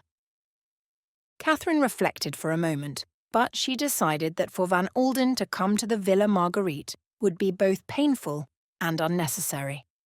Lady Tamplin would have hailed his advent with far too much delight. She never lost a chance of cultivating millionaires. She told Poirot that she would much rather come to Nice. "Excellent, mademoiselle. I will call for you myself in an auto. Shall we say in about 3/4 of an hour?" Punctually to the moment Poirot appeared. Catherine was waiting for him, and they drove off at once. "Well, mademoiselle, how goes it?" She looked at his twinkling eyes, and was confirmed in her first impression that there was something very attractive about Monsieur Hercule Poirot. "This is our own roman policier, is it not?" said Poirot. "I made you the promise that we should study it together. And me, I always keep my promises."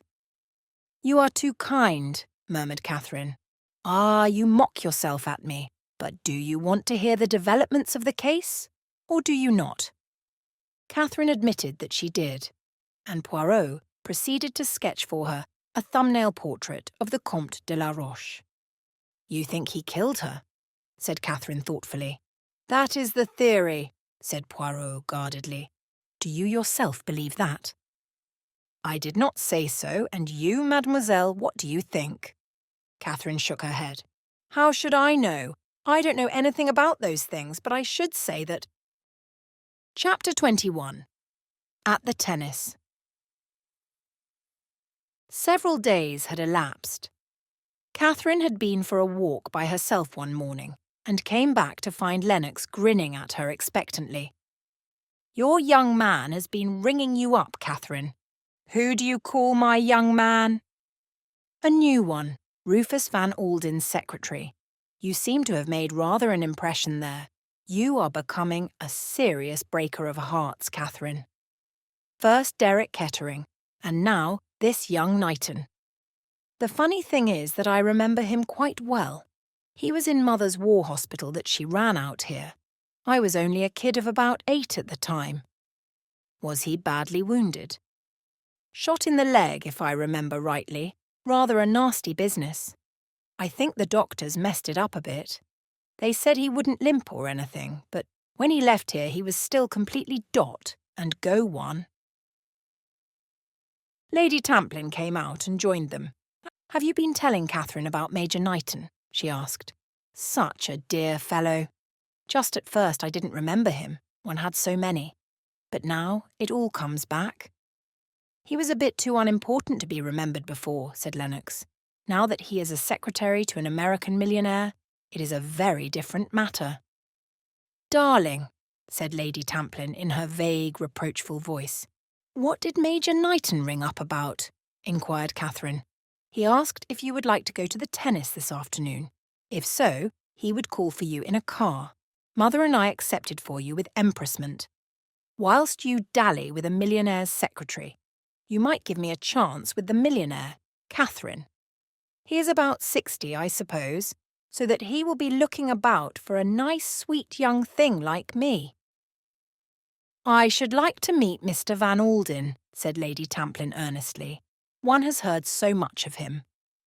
"Those fine, rugged figures of the Western world," she broke off. "So fascinating," she murmured.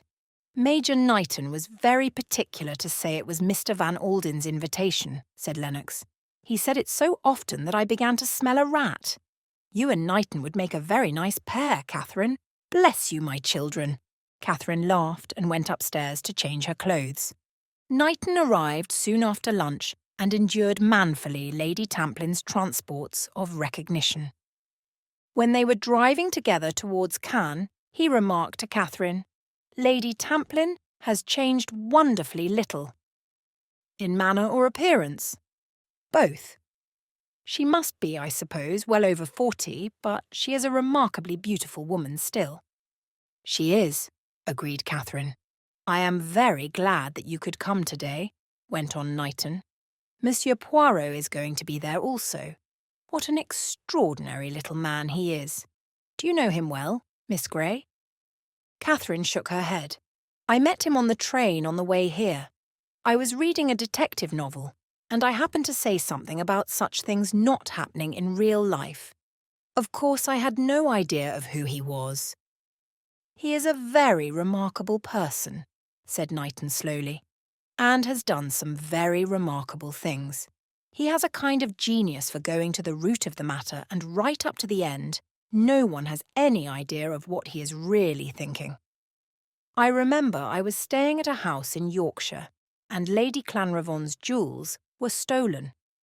It seemed at first to be a simple robbery, but it completely baffled the local police.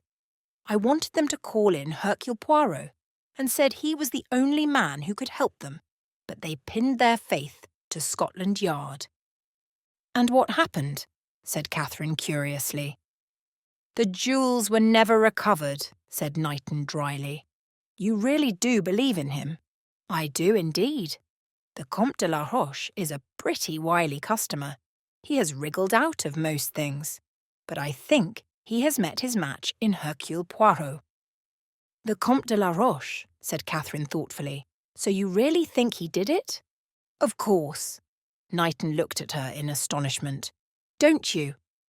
"Oh, yes," said Catherine hastily. "That is, I mean, if it was not just an ordinary train robbery." It might be, of course, agreed the other, but it seems to me that the Comte de la Roche fits into this business particularly well. And yet he has an alibi. Oh, alibis! Knighton laughed. His face broke into his attractive boyish smile. You confess that you read detective stories, Miss Grey. You must know that anyone who has a perfect alibi is always open to grave suspicion. Do you think that real life is like that? Asked Catherine, smiling. Why not? Fiction is founded on fact, but is rather superior to it, suggested Catherine. Perhaps. Anyway, if I was a criminal, I should not like to have Hercule Poirot on my track. No more should I, said Catherine, and laughed. They were met on arrival by Poirot. As the day was warm, he was attired in a white duck suit, with a white camellia in his buttonhole. Bonjour, mademoiselle, said Poirot. I look very English, do I not? You look wonderful, said Catherine tactfully. You mock yourself at me, said Poirot genially. But no matter. Papa Poirot, he always laughs the last. Where is Mr. Van Alden? Asked Knighton. He will meet us at our seats. To tell you the truth, my friend, he is not too well pleased with me. Oh, those Americans, the repose, the calm, they know it not. Mr. Van Alden, he would that I fly myself in the pursuit of criminals through all the byways of Nice. I should have thought myself that it would not have been a bad plan, observed Knighton. You are wrong, said Poirot. In these matters one needs not energy, but finesse. At the tennis one meets everyone. That is so important. Ah, there is Mr. Kettering. Derek came abruptly up to them. He looked reckless and angry, as though something had arisen to upset him. He and Knighton greeted each other with some frigidity. Poirot alone seemed unconscious of any sense of strain, and chatted pleasantly in a laudable attempt to put everyone at his ease. He paid little compliments. It is amazing, Monsieur Kettering, how well you speak the French, he observed. So well that you could be taken for a Frenchman if you chose. That is a very rare accomplishment among Englishmen. I wish I did, said Catherine. I am only too well aware that my French is of a painfully British order. They reached their seats and sat down, and almost immediately Knighton perceived his employer signalling to him from the other end of the court, and went off to speak to him. I approve of that young man, said Poirot, sending a beaming smile after the departing secretary. And you, mademoiselle? I like him very much. And you, Monsieur Kettering? Some quick rejoinder was springing to Derek's lips, but he checked it, as though something in the little Belgian's twinkling eyes had made him suddenly alert. He spoke carefully, choosing his words. Knighton is a very good fellow, he said. Just for a moment, Catherine fancied that Poirot looked disappointed. He is a great admirer of yours, Monsieur Poirot, she said, and she related some of the things that Knighton had said. It amused her to see the little man plume himself like a bird, thrusting out his chest and assuming an air of mock modesty that would have deceived no one. That reminds me, mademoiselle, he said suddenly. I have a little matter of business I have to speak to you about. When you were sitting talking to that poor lady in the train, I think you must have dropped a cigarette case. Catherine looked rather astonished. I don't think so, she said. Poirot drew from his pocket a cigarette case of soft blue leather, with the initial K on it in gold. No, that is not mine, Catherine said. Ah, 1,000 apologies. It was doubtless Madame's own. K, of course, stands for Kettering. We were doubtful because she had another cigarette case in her bag, and it seemed odd that she should have two. He turned to Derek suddenly. You do not know, I suppose, whether this was your wife's case or not. Derek seemed momentarily taken aback. He stammered a little in his reply. I don't know. I suppose so. It is not yours by any chance? Certainly not. If it were mine, it would hardly have been in my wife's possession. Poirot looked more ingenuous and childlike than ever. "I thought perhaps you might have dropped it when you were in your wife's compartment," he explained guilelessly. "I never was there. I have already told the police that 12 times. 1,000 pardons," said Poirot, with his most apologetic air.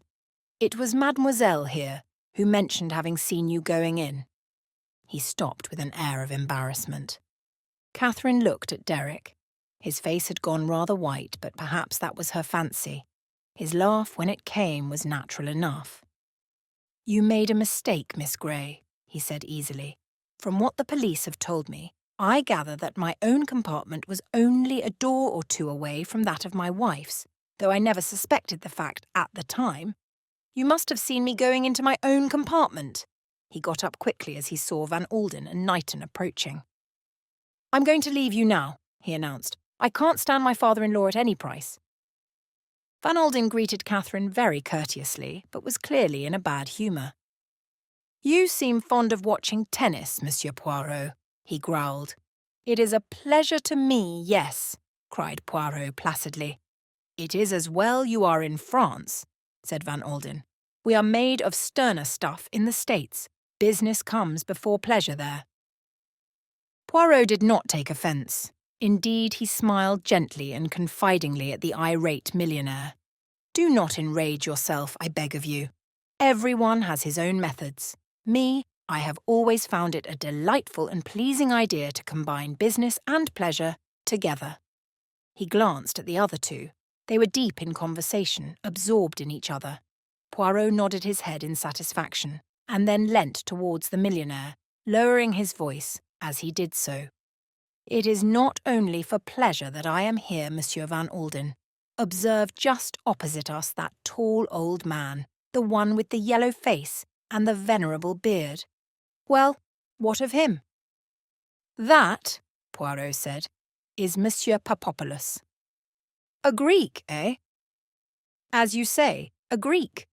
He is a dealer in antiques of worldwide reputation.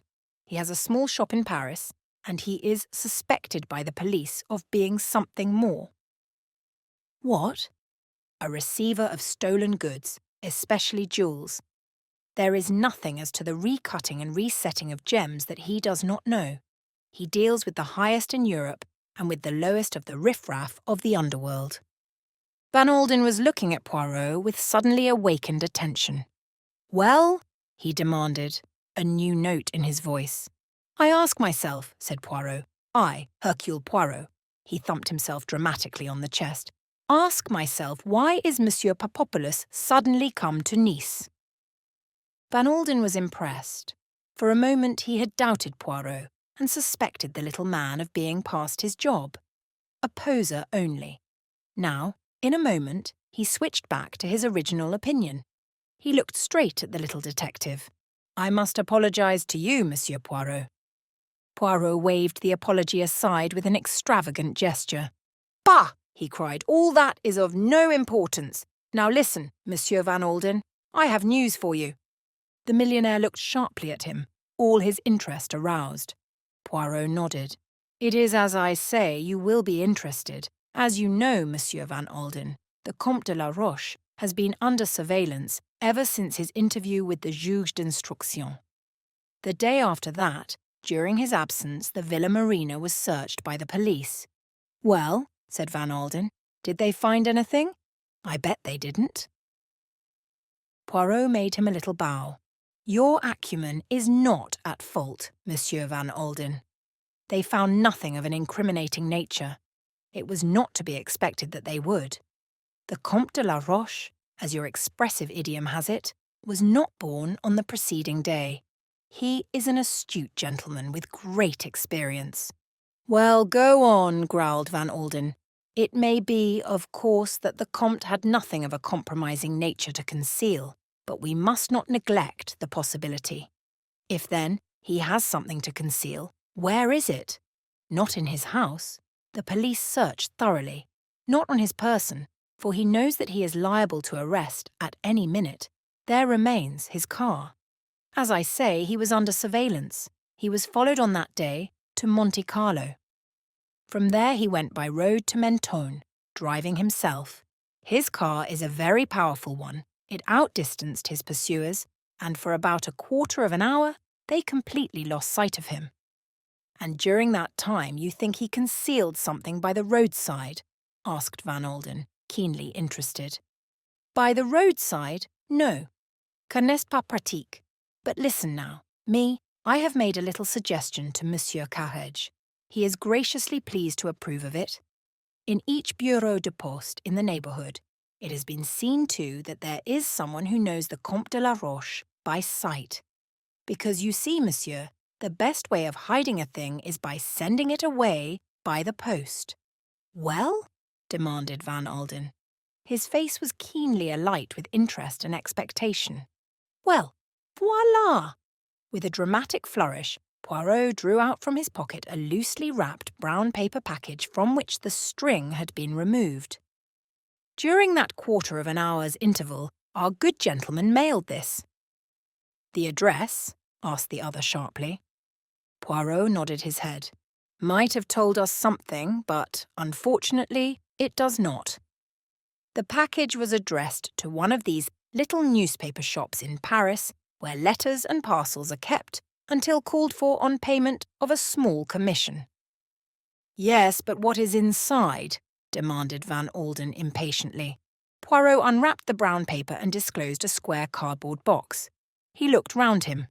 It is a good moment, he said quietly. All eyes are on the tennis? Look, monsieur. He lifted the lid of the box for the fraction of a second. An exclamation of utter astonishment came from the millionaire. His face turned as white as chalk. My God, he breathed. The rubies. He sat for a minute as though dazed. Poirot restored the box to his pocket and beamed placidly. Then suddenly the millionaire seemed to come out of his trance. He leaned across to Poirot and wrung his hand so heartily that the little man winced with pain. This is great, said Van Alden. Great. You are the goods, Monsieur Poirot. Once and for all, you are the goods. It is nothing, said Poirot modestly. Order, method, being prepared for eventualities beforehand. That is all there is to it. And now, I suppose, the Comte de la Roche has been arrested, continued Van Alden eagerly. No, said Poirot. A look of utter astonishment came over Van Alden's face. But why? What more do you want? The Comte's alibi is still unshaken. But that is nonsense. Yes, said Poirot. I rather think it is nonsense, but unfortunately we have to prove it so. In the meantime, he will slip through your fingers. Poirot shook his head very energetically. No, he said, he will not do that. The one thing the Comte cannot afford to sacrifice is his social position. At all costs, he must stop and brazen it out. Van Alden was still dissatisfied. But I don't see— Poirot raised a hand. Grant me a little moment, monsieur. I have a little idea. Many people have mocked themselves at the little ideas of Hercule Poirot, and they have been wrong. Well, said Van Alden, go ahead. What is this little idea? Poirot paused for a moment, and then he said, I will call upon you at your hotel at 11 o'clock tomorrow morning. Until then, say nothing to anyone. Chapter 22. Papopolous Breakfasts. Papopolous was at breakfast. Opposite him sat his daughter, Zia. There was a knock at the sitting-room door, and a chasseur entered with a card which he brought to Mr. Papopolous. The latter scrutinised it, raised his eyebrows, and passed it over to his daughter. Ah, said Monsieur Papopolous, scratching his left ear thoughtfully. Hercule Poirot. I wonder now. Father and daughter looked at each other. I saw him yesterday at the tennis, said Monsieur Papopolous. Sire, I hardly like this. He was very useful to you once, his daughter reminded him. That is true, acknowledged Monsieur Papopolous. Also, he has retired from active work, so I hear. These interchanges between father and daughter had passed in their own language. Now, Monsieur Papopolous turned to the chasseur and said in French, "Faites monter, si monsieur." A few minutes later, Hercule Poirot, exquisitely attired and swinging a cane with a jaunty air, entered the room. "My dear Monsieur Papopolous." "My dear Monsieur Poirot." "And Mademoiselle Zia." Poirot swept her a low bow. "You will excuse us going on with our breakfast," said Monsieur Papopolous, pouring himself out another cup of coffee. "Your call is, ahem, a little early." "It is scandalous," said Poirot, "but see you, I am pressed." "Ah," murmured Monsieur Papopolous, "you are on an affair, then."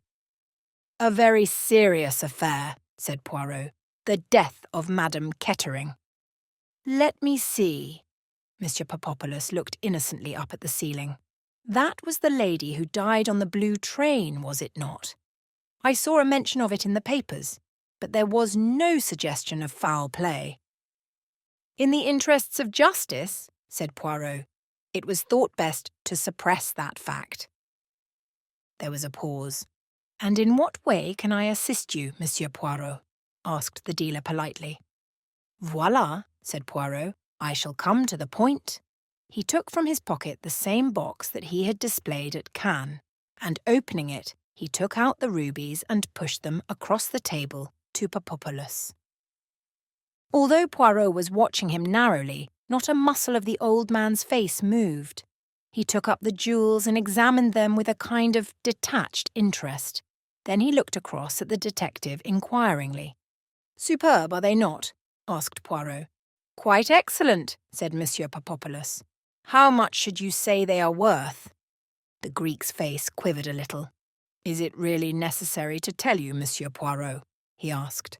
"You are shrewd, Monsieur Papopolous." "No, it is not. They are not, for instance, worth $500,000. Papopolous laughed, and Poirot joined with him. "As an imitation," said Papopolous, handing them back to Poirot, "they are, as I said, quite excellent. Would it be indiscreet to ask, Monsieur Poirot, where you came across them?" "Not at all," said Poirot. "I have no objection to telling an old friend like yourself. They were in the possession of the Comte de la Roche." Monsieur Papopolus's eyebrows lifted themselves eloquently. "Indeed," he murmured. Poirot leant forward and assumed his most innocent and beguiling air.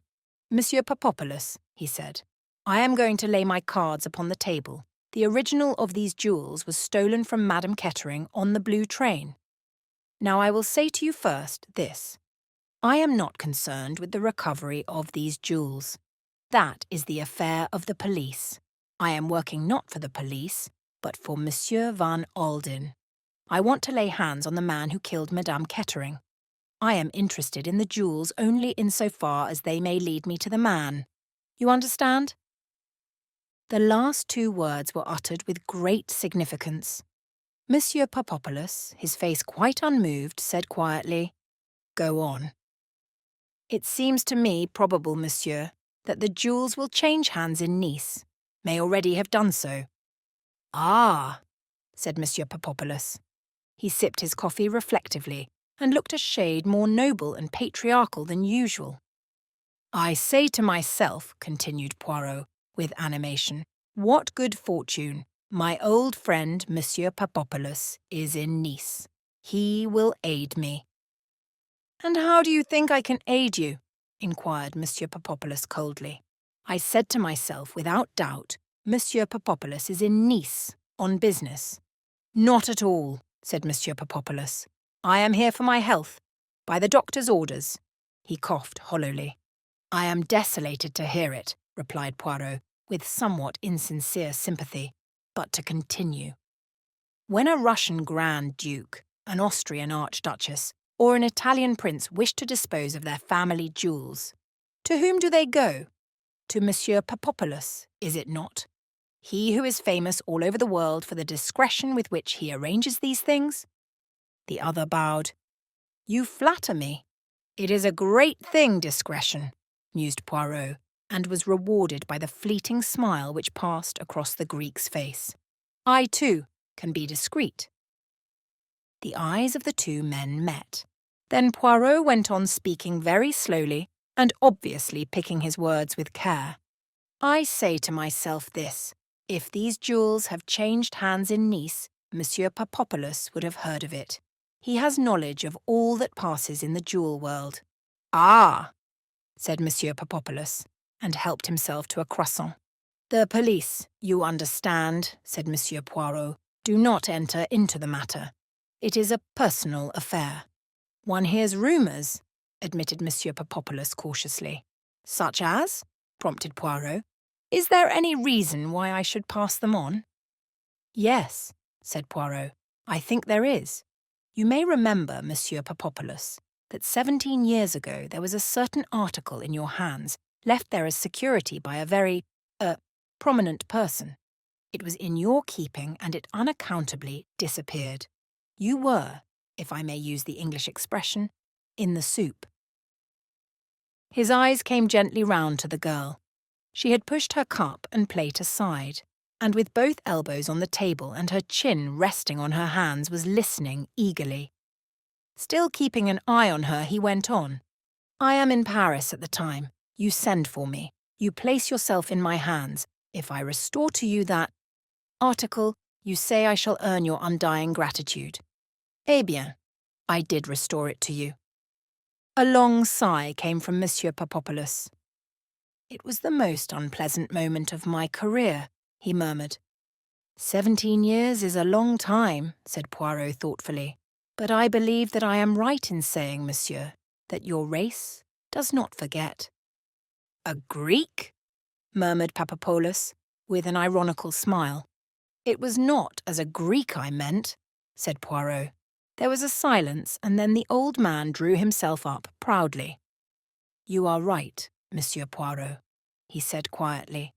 "I am a Jew, and, as you say, our race does not forget."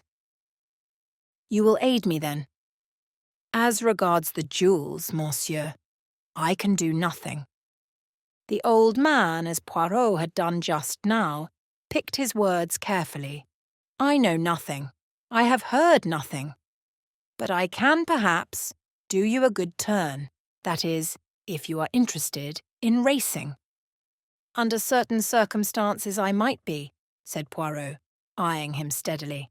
"There is a horse running at Longchamp that would, I think, repay attention. I cannot say for certain, you understand. This news passed through so many hands." He stopped, fixing Poirot with his eye, as though to make sure that the latter was comprehending him. "Perfectly, perfectly," said Poirot, nodding. "The name of the horse," said Monsieur Papopolous, leaning back and joining the tips of his fingers together, "is the Marquis. I think, but I am not sure, that it is an English horse. Asia." "I think so too," said the girl. Poirot got up briskly. "I thank you, monsieur," he said. "It is a great thing to have what the English call a tip from the stable. Au revoir, monsieur, and many thanks." He turned to the girl. "Au revoir, Mademoiselle Zia. It seems to me but yesterday that I saw you in Paris. One would say that 2 years had passed at most." "There is a difference between 16 and 33, said Zia ruefully. "Not in your case," declared Poirot gallantly. "You and your father will perhaps dine with me one night." "We shall be delighted," replied Zia. "Then we will arrange it," declared Poirot. "And now, je me sauve." Poirot walked along the street humming a little tune to himself. He twirled his stick with a jaunty air. Once or twice he smiled to himself quietly. He turned into the first bureau de poste he came to and sent off a telegram. He took some time in wording it, but it was in code, and he had to call upon his memory. It purported to deal with a missing scarf pin, and was addressed to Inspector Japp, Scotland Yard. Decoded, it was short and to the point. "Wire me everything known about man whose sobriquet is the Marquis.